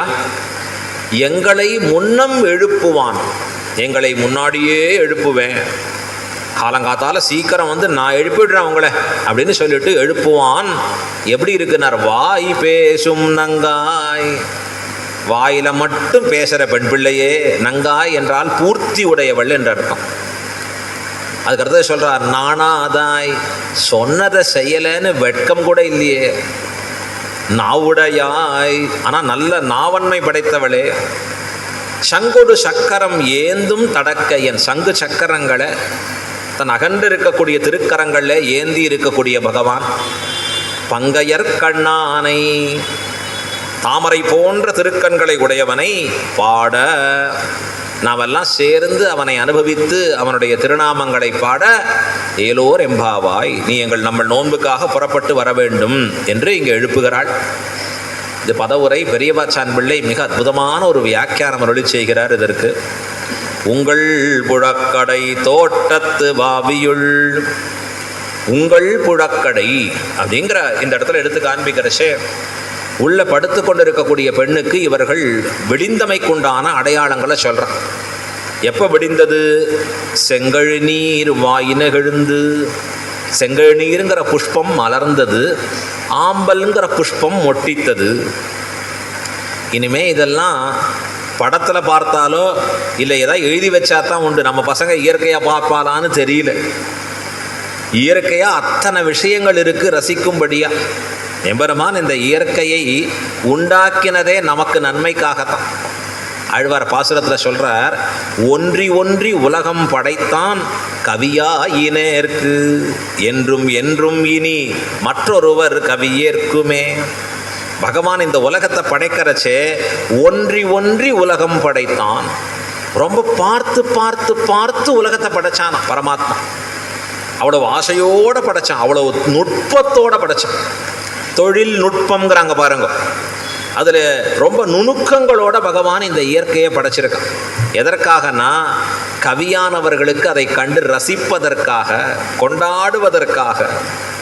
வருகிற மேகங்கள், கூட்டங்கள், பட்சிகள், அழகான மரங்கள், அதில் வரக்கூடிய அந்த பட்சிகளின் சப்தங்கள், அருவிகள், நதிகள், ஓடைகள் ஒன்னொன்னையும் பார்த்தா ஆச்சரியமாக வருகிறது. என்ன அற்புதம்! எம்பெருமானுடைய சிருஷ்டி என்ன அற்புதம்! இப்படியும் ஒரு படைப்பாளி இருக்க முடியுமா? சிறந்த படைப்பாளின்னா உலகத்தில் பகவானுக்கு மட்டும்தான் கொடுக்கணும். அப்படி பார்த்து பார்த்து உலகத்தை படைச்சிருக்கான் அழகா. இப்போ விடியாக அது காத்தால மலரக்கூடிய சில புஷ்பங்கள் இருக்கு, காத்தால ஆனால் மொட்டிக்கிற சில புஷ்பங்கள் இருக்கு, அதனால் மூடக்கூடிய. தாமரை காத்தால மலரும்படியாக இருக்கும். காத்தால ஆச்சுன்னா சூரியனை கண்டா தாமரை அப்படியே மலரும்படியாக இருக்கும். அதை போல இந்த செங்கழுநீருங்கிற புஷ்பம் காலை பொழுதிலே மலரும்படியாக இருக்கிறது. ஆம்பல்னு சொல்லக்கூடிய இந்த புஷ்பம் என்னாச்சு? அது மொட்டிக்கும்படியாக நின்றது. அப்படின்னா அது மூடிக்கும்படியாக இருந்தது இந்த காத்தால வேளையில். இப்போ உடனே சொல்கிறா, இவர்கள் எல்லாம் செங்கழுநீர் மலர்ந்தது, ஆம்பல் மொட்டித்தது, இது விடிவுக்கு அடையாளம் தானே அப்படின்னு உடனே உள்ள இருக்கிறவள் சொன்னா, உங்களுக்கு இதே தான் வேலை. என்னன்னா கிருஷ்ணனை சேவிக்கணும், கிருஷ்ணனை சேவிக்கணும்.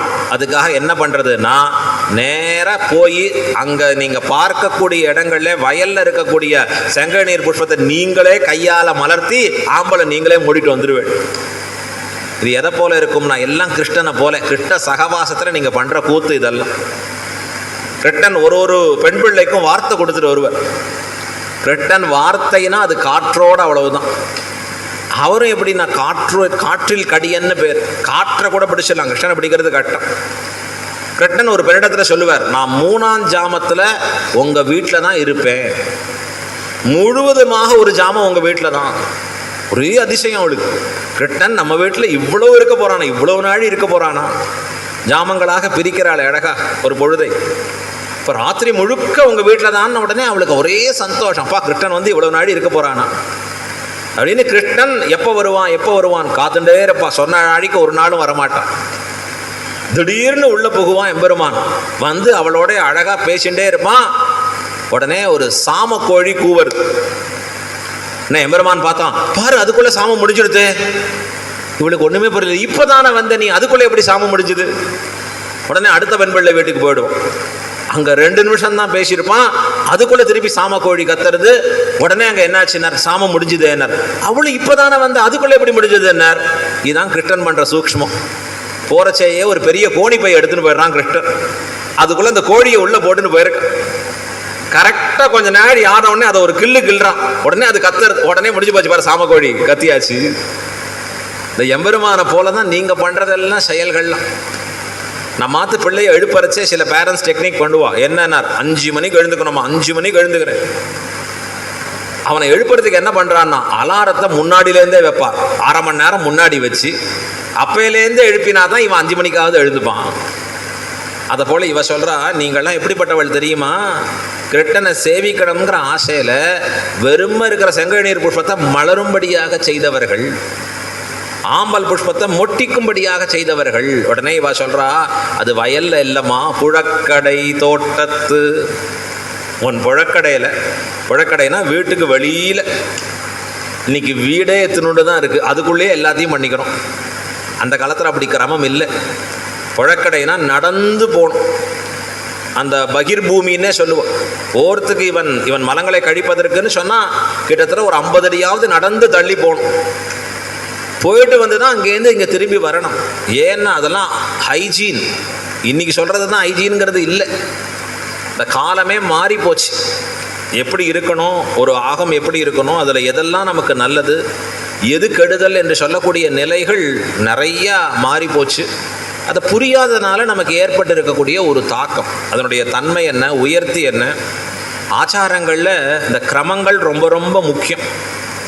இப்போ அது எப்படி இருக்கும், புழக்கடைன்னு இருக்கும். புழக்கடைனா வீடு, முதல்ல வெளியிலேருந்து வாசல், அப்புறம் நடைன்னு சொல்லுவா.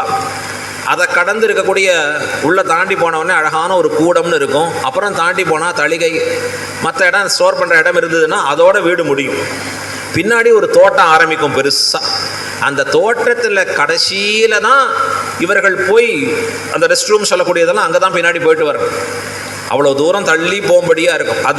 அது வரைக்கும் இருக்கக்கூடிய இடங்களில் பார்த்தா தோட்டத்தில் நிறைய புஷ்பங்களோட கூடியதாக இருக்கும், இல்லை விதவிதமான அங்கே மரங்கள் இதெல்லாம் சேர்ந்து இருக்கும்படியாக இருக்கும். அவள் சொல்கிறா, புழக்கடையில் இருக்கக்கூடிய தோட்டத்தில் இருக்குது. அங்கே இருக்கிற தோட்டம்னா அப்போ அங்கேயும் போய் பண்ணியிருப்பேன். இல்லை, தோட்டத்து வாவியுள்.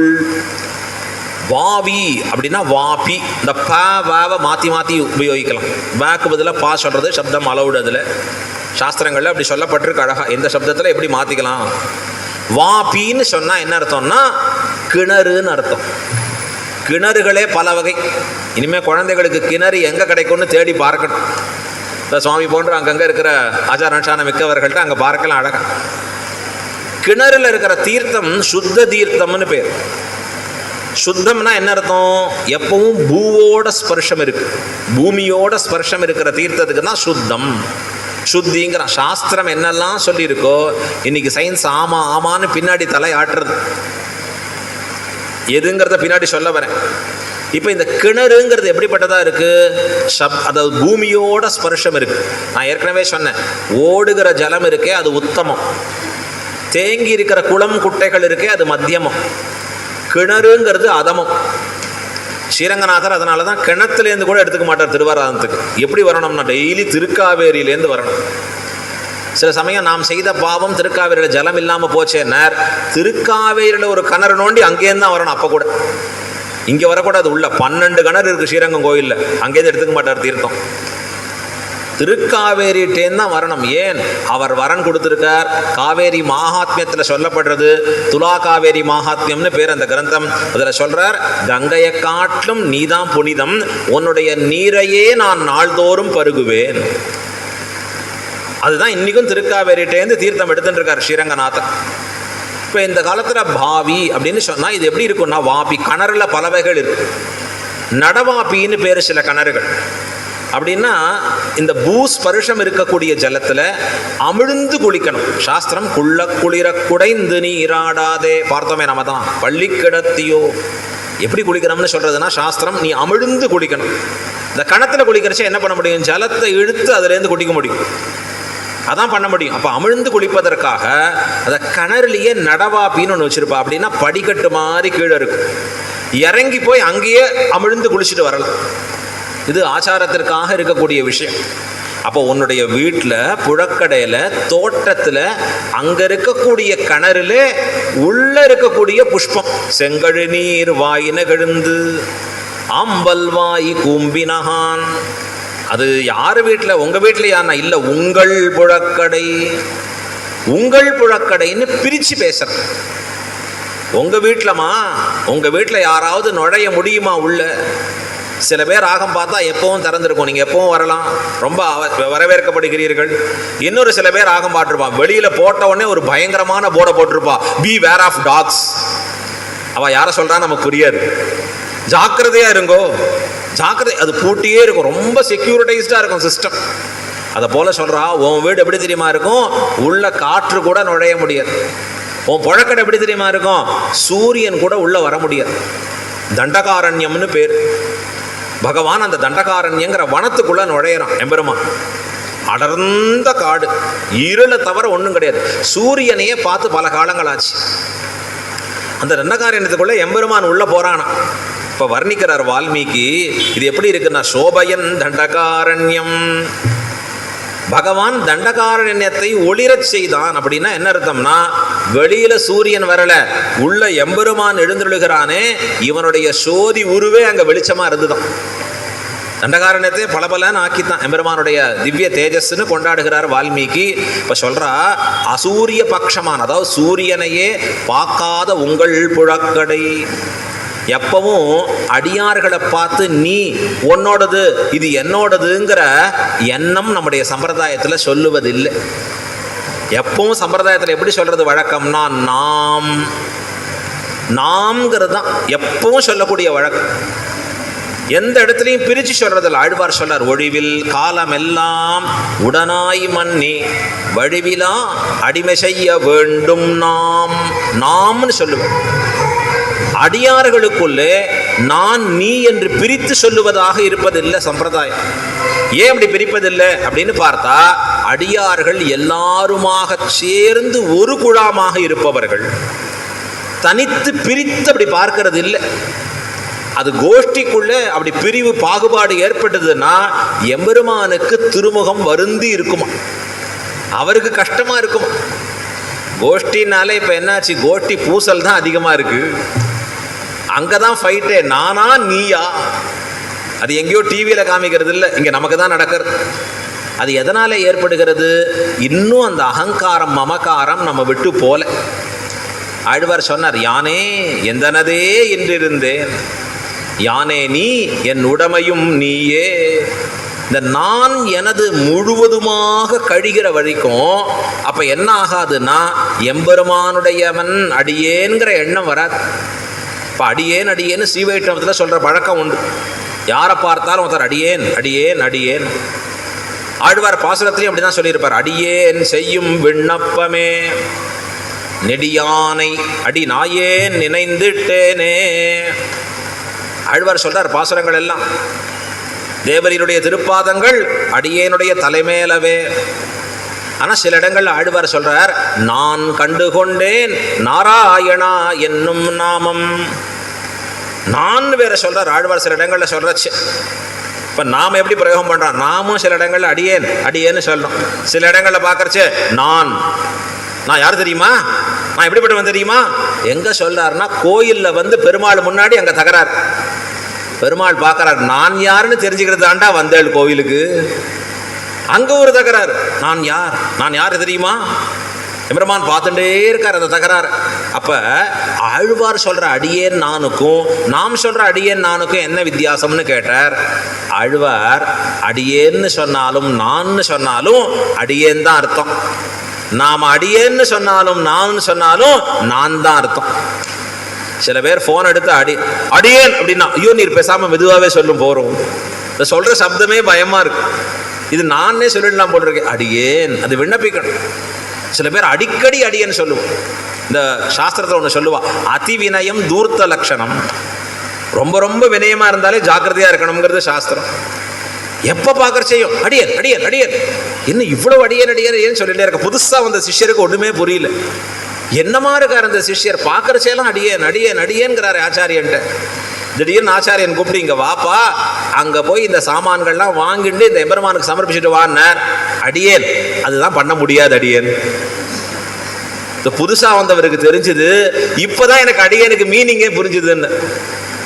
என்ன புரிஞ்சுதுன்னா, நாங்கள்லாம் எங்கள் நாட்டில் ஃபோன் எடுத்தோடனே ஹலோ ஹலோன்னு பேசுவோம், அதுக்கு பதிலாக சொல்கிறா போல் இருக்கு. இப்போ அடியேன்கிற சப்தத்தின் அர்த்தம் உணர்ந்து சொல்லணும்னா எப்படி இருக்கணும்னா, என்னுடைய சுவாமியானவர் நீர், உமக்கு அடிமைப்பட்டவன் நான், எப்படி நீங்கள் விநியோகம் கொள்ளுகிறீர்களோ அப்படி இருத்தலே அடியேனின் ஸ்வபாவம். இந்த அடியேன்கிற ஒரு வார்த்தையின் அர்த்தம் அறிவதற்காக கூரத்தாழ்வான் 6 மாத காலம் படுகாடு கிடந்தார். சுவாமி ராமானுஜர் ஸ்ரீபாஷ்யம் அப்படின்னா பிரம்மசூத்திரத்தினுடைய விளக்கம். பிரம்மசூத்திரம் என்பது வேதாந்தங்களில் சொல்லப்பட்டிருக்கக்கூடிய கருத்துக்களை எளிமையான சின்ன சின்ன ஒரு வாக்கியங்களாக ஆக்கி கொடுத்திருக்கிறார் வேதவியாசர் ஆகிற அற்புதமான ஒரு ரிஷி. அவர் சொல்லியிருக்கிற வாக்கியங்கள் எப்படி இருக்கும்? அதாதோ பிரம்ம ஜிக்ஞாசா சாஸ்திர யோனித்வாத் ஜன்மாத்யஸ்ய யதஹா. இதெல்லாம் ஒரு சூத்திரங்கள்னு பேர். சூத்திரம்னா அதற்கு ஒரு லட்சணம் இருக்குது. அல்பாட்சரம் அசந்திக்தம் சாஸ்திரவத், அல்பாட்சரம் அசந்திக்தம் சாரவத்து விஸ்வதோமுகம். இப்படிலாம் இந்த சூத்திரங்களுடைய லட்சணங்கள். சின்னதாக இருக்கணும், குறைச்சலான எழுத்துக்கள் இருக்கணும், சாரத்தை சொல்லியிருக்கணும், விஸ்வவத் அது எல்லாவித அர்த்தங்களையும் கவர் பண்ணி இருக்கும்படியாக இருக்கணும். இதெல்லாம் சூத்திரங்களுக்கு லட்சணம் இருக்குது. வியாக்கியானத்துக்கு லட்சணம் இருக்குது. சும்மா நான் பாட்டுக்கு மனம் போக்கில் எதையோ எழுதிடுற வியாக்கியானம் அப்படிலாம் பண்ண முடியாது. இப்போ இந்த சாரதமமாக வேதவியாசர் அருளி செய்திருக்கக்கூடிய சூத்திரங்களுக்கு வியாக்கியானம் அருளுகிறார் யாரு? சுவாமி எம்பெருமானார் ராமானுஜர். அற்புதமான வியாக்கியானம். ஏற்கனவே ஒன்று இருக்குது, போதாயன விருத்தி கிரந்தம்னு பேர். போதாயன மகரிஷி பண்ணது. அந்த கிரந்தம் எங்கே இருக்குதுன்னு தெரியலங்கிறதுக்காக தான் சரஸ்வதி பண்டாரம்னு காஷ்மீரத்துக்கு போகிறார். அங்கே தான் கிடைக்கிறது. அது ஒரு தனி வரலாறு, அது தனித்து பார்க்கணும். இப்போ எதை எடுத்தால் எதை விடுறது, அது தனித்து அனுபவிக்கணும். அப்போ அவருக்கு அது வியாக்கியானம் எழுதுகிற பொழுது ஸ்ரீபாஷ்யத்தில் பாஷ்யக்காரர் இது கொண்டு சூத்திர வாக்கியம் ஒருங்க விடுவர். அழகிய மணவாள பெருமாள் நாயனார்னு பேர். இன்றைக்கி அவருடைய திருநக்ஷத்திரம் அவிட்ட நட்சத்திரம், மார்கழி மாதம் சவிட்டா நட்சத்திரத்தில் இருக்கக்கூடிய அவதாரம். இப்போ அந்த அழகிய மணவாள பெருமாள் நாயனாருடைய அற்புதமான ஒரு சூத்திரம் எதை காண்பிக்கிறதுனா, பாஷ்யக்காரராகிற சுவாமி எம்பெருமானார் ஸ்ரீபாஷ்யத்தில் ஏதான அர்த்தங்கள், இந்த பிரம்மசூத்திரத்துக்கு அர்த்தம் சொல்லணும்னா எதை அர்த்தத்தை பார்த்து சொல்லுவார்னா, ஆச்சாரியர்கள் அதாவது ஆழ்வார்கள் அருளி செய்திருக்கக்கூடிய தமிழ் பிரபந்தங்களை கொண்டு தான் அர்த்தம் சொல்லுவார். தமிழ் திவ்ய பிரபந்தத்தில் என்ன அர்த்தம் காட்டப்படுகிறது அது அறிந்து கொள்வதற்கு ஆசைப்படுவர். இந்த அர்த்தம் தெரிஞ்சுப்பதற்காக கூரத்தாழ்வான அனுப்பி வைக்கிறார். ஒரு சூத்திரம் ஞோத ஏவ அப்படின்னு ஒரு சூத்திரம் வருது. ஆத்மாவினுடைய லட்சணம் என்ன? ஞானம், ஆனந்தம், அமலத்துவம், இதெல்லாம் ஆத்மாவினுடைய லட்சணங்கள். இதான் ஆத்மாவினுடைய ஸ்வரூபம். பசுன்னா என்ன? பசுவின் தன்மையோடு கூடியது. எப்படி இருக்கும்? 4 கால் இருக்கும், ஒரு வால் இருக்கும், அழகா 2 கொம்பு இருக்கும். இதெல்லாம் பசுவினுடைய லட்சணமாக சொல்கிறோம் இல்லையா? ஆத்மானா என்ன? ஆத்மானா யார், எப்படிப்பட்டதாக இருக்கும் அப்படின்னா ஞானம், ஆனந்தம், அமலத்துவம் அப்படின்னு சொல்கிறச்சே எம்பெருமானாருக்கு டவுட். அது ஆத்மாவினுடைய லட்சணம் எது? ஆழ்வார்கள் எப்படி நிச்சயித்திருக்கா? எப்பவும் தனக்கு தெரிந்தா கூட தன் ஆச்சாரியர்கள் சொல்லி கேட்கணும்னு ஆசை. ஆகையால கூரத்தாழ்வான் அனுப்புகிறார். கூரத்தாழ்வான் புறப்பட்டு நேராக திருக்கோட்டியூருங்கிற திவ்யதேசத்தில் திருக்கோட்டியூர் நம்பியிடத்தில் போகிறார். அவட்ட தான் ராமானுஜர் 18 தடவை நடந்தார். திருக்கோட்டியூர் நம்பி வந்தாருன்னு உடனே இவரை பார்த்து, வாரும் ஆழ்வான், இந்த கைங்கரியருக்கு போகும் உள்ளம்ட்டு போனாங்க. தலிகையை கொண்டு வரோம், சாதியம், இந்த பெருமாளுக்கு இதை விண்ணப்பம் பண்ணோம், அவ்வளோதான் பூர்த்தியா. இது ஏன்னா வந்தவரிடத்துல ஆச்சாரியனா பார்த்து கேட்கணும், எதுக்கு வந்தீர், என்ன வேணும். சிஷ்யனா போய் சொல்லிட முடியாது, ஒரு நியதி அந்த காலத்தில். இந்த காலத்தில் ஆச்சாரியன் அப்படி போய் நிற்கிறோமா? அப்படி போய் நிற்கணுமா ஆச்சாரியன்ட்ட? இப்படியே கூரத்தாழ்வான் 6 மாத காலம் பணிவிடை செய்திருந்தாருங்க. 6 மாசத்துல ஆச்சாரியன் கேட்கல. திருக்கோட்டியூர் நம்பி என்ன அர்த்தம், எதை சொல்லணும்னு கேட்கல.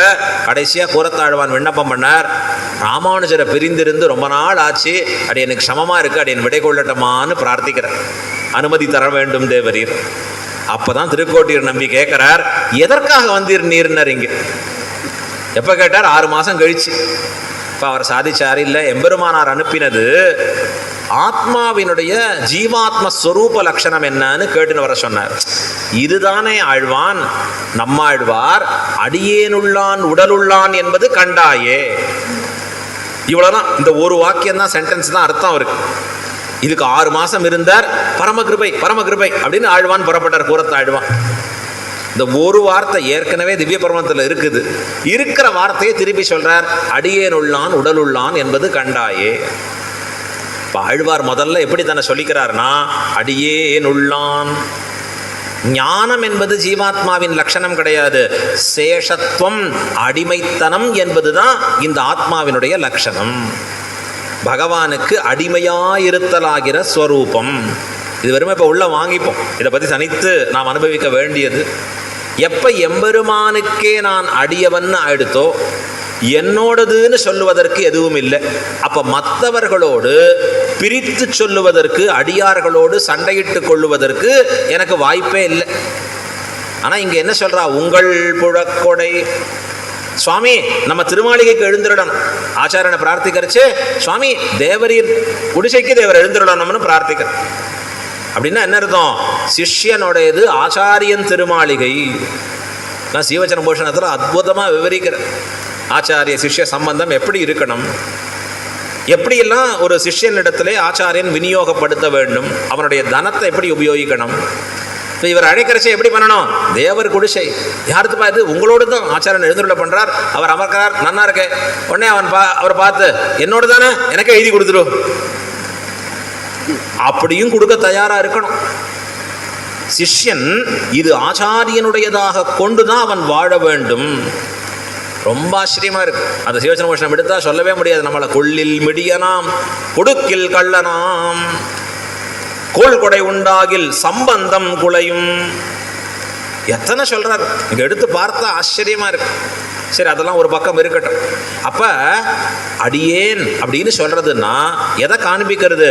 இது எல்லாம் தேவரீருடையது தானே, தேவரீருடைய சொத்து தானே. ஒரு சமயம் ஸ்ரீரங்கத்தில் கூரத்தாழ்வான் அவருடைய சிஷ்யர் ஒருத்தர் இருக்கார், பிள்ளை ஆழ்வான்னு பேர். அவர் பெரிய ஞானி, சாஸ்திரங்கள்லாம் வாசித்தவர், எல்லாம் தெரிந்தவர் அவருக்கு. ஆனால் அவர்கிட்ட இருக்கிற ஒரு குறை என்னன்னா, எந்த ஸ்ரீவைஷ்ணவரை பார்த்தாலும் அவரை ஏதான குறை சொல்லிகிட்டே இருப்பார். எல்லாம் நன்னா தெரிந்தவர் ஞானி, ஆனால் ஒரே ஒரு குறை அவருக்கு. ஆமாம், அவரை பற்றி தெரியாதா, அவர் எப்படிப்பட்டவர் எனக்கு தெரியாதா, சும்மா வெளியில தான் சொல்லுவார், உள்ள எல்லாம் பண்ணுறான்னு தெரியும் எனக்கு. ஆமாம், இவருக்கு இந்த கிரந்தமே வராது, எனக்கு தெரியாதா. ஆண்டாள் ஏற்கனவே 2வது பாசுரத்தை சொல்லிட்டான், தீக்குறளை சென்றோதோம். ரொம்ப முக்கியமான வார்த்தை. மற்றவர்களை பற்றி வம்பு பேசாதீங்கோ, குறைத்து சொல்லுவது வேண்டியதில்லை. நம்ம வேலையை பார்க்கறதே நமக்கு தலைக்கு மேலே இருக்கு. இந்த பிள்ளை ஆழ்வான் ஞானியா இருந்தாலும் எப்பப்பார் அடுத்தவர்களை குறை சொல்வது. இது எப்படிப்பட்டதுன்னா பாகவத அபச்சாரம்னு பேர். அடியார்களிடத்திலே தவறு செய்தல், நிந்தனை செய்தல், அது எம்பெருமானுக்கு பொறுக்குமான்னா பொறுக்கவே பொறுக்காது. பகவத் அபச்சாரம் என்றால் எம்பெருமானிடத்திலே தவறு செய்வது. பாகவத அபச்சாரம் என்றால் எம்பெருமானின் அடியார்களிடத்திலே தவறு செய்வது. தன்னிடத்திலே தவறு செய்தவர்களை பொறுத்துமா எம்பெருமான், அடியார்கள் திறத்திலே தவறு செய்தவர்களை ஒரு நாளும் மன்னிக்க மாட்டான். மத்பக்தம் ஸ்வபச்சம் வாபி நிந்தாம் குருவந்தி ஏனராக பத்மகோட்டி சதேனாப்பி நக்ஷமாமி வசுந்தரே. இதை கூறத்தாழ்வான் பார்க்கிறார். என் சிஷ்யன் இப்படி போறானே, ஆச்சாரியன் என்ன பண்ணணும்? எப்பவுமே சிஷ்யனின் ஆத்ம க்ஷேமத்தை பார்க்கணும். ஆச்சாரியன் சிச்சன் ஆறு இறை பேணுமவன், தேசாரும் சிச்சனவன் சீர்வடிவை நோக்குமவன். உபதேச மாலையில் மனமானவர்கள் சாதிக்கிறார். ஆச்சாரியர் என்ன காரியம் பண்ணணும்? சிஷ்யனுடைய ஆத்மாவை பார்க்கணும். இந்த ஆத்மா நல்ல கதிக்கு போகிறதுக்கு நான் என்ன பண்ணணும்? சிஷ்யன் என்ன பண்ணணும்? ஆச்சாரியனின் தேகத்தை பார்க்கணும். அவர் திருமேனி இந்த உலகத்தில் சௌகரியமாக இருக்கிறதுக்கு நான் என்ன பண்ணணும்? என்ன வசதிகள்லாம் அவருக்கு பண்ணி கொடுக்கணும். அவர் உடலோடு நன்றாக இருந்தால் தானே இவன் நல்ல விஷயங்களை கேட்க முடியும். இப்போ இவர் சொல்கிற உபதேசங்களாலே சிஷ்யன் திருந்தி வாழ்ந்தா தானே ஆச்சாரியன் சொல்கிற உபதேசம் பயன். கூறத்தாழ்வான் அந்த பிள்ளை ஆழ்வனை பார்த்துட்டே இருக்கார். இவர் தவறு பண்ணிட்டே இருக்கார். இவரை திருத்தணும்னு யோசிக்கிறார். ஒரு அற்புதமான தினம் அது. எப்படி தினம் அப்படின்னா, ஒரு பட்சம் இது மாறுறது அங்கேருந்து. இப்போ நாம் இருக்கக்கூடிய பட்சத்துலேருந்து தை மாதத்துலேருந்து மாறக்கூடியதாக பார்க்குறோம் நாம் அழகாக. இப்போ தை மாதத்தில் ரொம்ப வந்திருக்கக்கூடிய ஒரு அயன புண்ணிய காலம். இந்த அயன புண்ணிய காலத்தில் கூறத்தாழ்வான் நேராக போகிறார். அந்த இடத்துல காவேரியில் குளிச்சுட்டு இருக்கார் பிள்ளை ஆழ்வான். அவர்கிட்ட போய் ஒரு தானம் கேட்குறார். எனக்கு நீர் ஒரு தானம் கொடுக்க வேணும். அப்போ கூறத்தாழ்வானை பார்த்து சொல்கிறார் பிள்ளை ஆழ்வான், நானும் உம்முடைய சிஷ்யன், நான் என்ன தானத்தை கொடுக்கறது? எப்போ நான் ஆச்சார சம்பந்தம் பெற்றேனோ அப்போ எல்லாமே உம்முடையதாயிற்று. இல்லை இல்லை, நீ ஒரு தானம் பண்ணணும். மனதாலும் வாக்காலும் செயலாலும் எந்த அடியாரையும் நிந்தனை பண்ண மாட்டேன், இப்படி எனக்கு சொல்லிக் கொடும் என்று உதவதாரா பூர்வகமாக அப்படி எடுத்து கேட்கிறார். உடனே அவரும் எடுத்து கொடுத்துட்டார் தானம். இப்படி கொடுத்த பிறகு 2-3 நாள் ஆச்சு. உபன்யாசர் காலக்ஷேபத்துக்கு வரல. இந்த காலம் மாதிரி இல்லை, யார் எங்கேருந்து வரான்னு தெரியறதில்லை. அந்த காலத்தில் கரெக்டாக தெரியும். வரலன்னா ஆத்துக்கே போயிடுவார் உபன்யாசக்கு. இன்னைக்கு போகிறதுக்கு வாய்ப்பு இல்லை, கேட்குற வாழ்க்கும் சௌகரியம் அழகா. பிள்ளை ஆழ்வான் 2 நாள் வரலை காலக்ஷேபத்துக்கு. கூறத்தாழ்வான் பார்த்தார், என்ன காணுமேன்னார். நேராக அவருடைய திருமாளிகைக்கு போனார். அங்கே போத்தி கொண்டு அழுது கொண்டு இருந்தார். அவரை எழுப்பினார். இவர் காலில் விழுந்தார். பிள்ளை ஆழ்வான் விழுந்து சேவிக்கிறார். அடியன் ஒரு தவறு பண்ணேன், தவறால உங்களை நேரில் பார்ப்பதற்கு எனக்கு கூச்சமாக இருக்கு. என்ன தவறுன்னார். நீ சொன்னீரல்லையோ முக்கரணங்களாலும் தவறு செய்யக்கூடாதுன்னு. ஆனால் பழக்கம் ரொம்ப காலமாக இப்படி அடியார்களை குறை சொல்லி பழக்கம். திடீர்னு ஒருத்தரம் மனசால நினைக்கும்படியான காரியம் பண்ணிட்டேன். ஆமாம், இவர் இப்படி தானேன்னு மனசில் நினைச்சேன். நல்ல வேளை உங்களுக்கு வாக்கு கொடுத்தேன்னு ஞாபகம் வந்தது, வாக்காலே சொல்லாது தவிர்ந்து.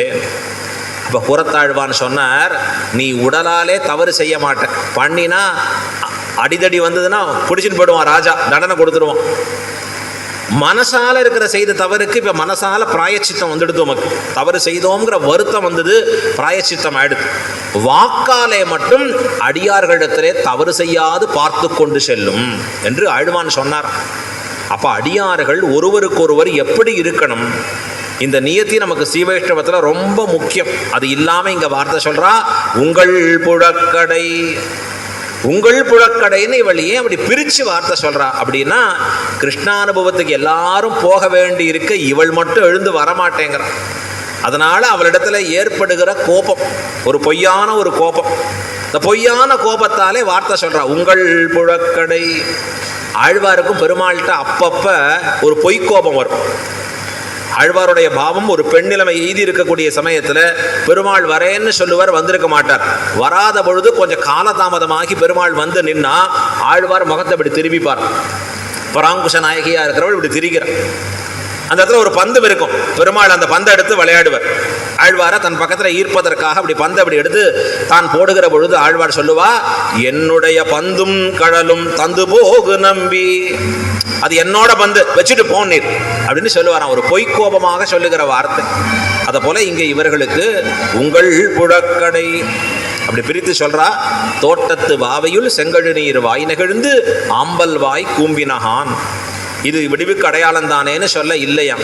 அடுத்த அடையாளம் சொல்லுங்கோள்னு சொல்ல, செங்கல் பொடிக்கூரை வெண்பல் தவத்தவர் தங்கள் திருக்கோயில் சங்கிடுவான் போகினார்.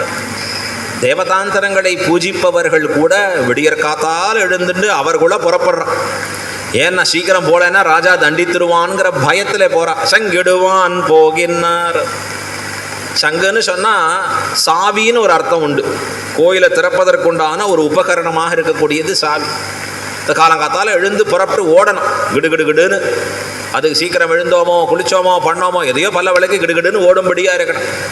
அப்போ சாத்விகம் அல்லாதவர்களும் கூட புறப்பட்டு போகிற காலமாக இருக்கிறச்சு பரம சாத்விகையான பகவத் பக்தியோடு கூடியிருக்கிற நீ இப்படி உறங்கலாமா?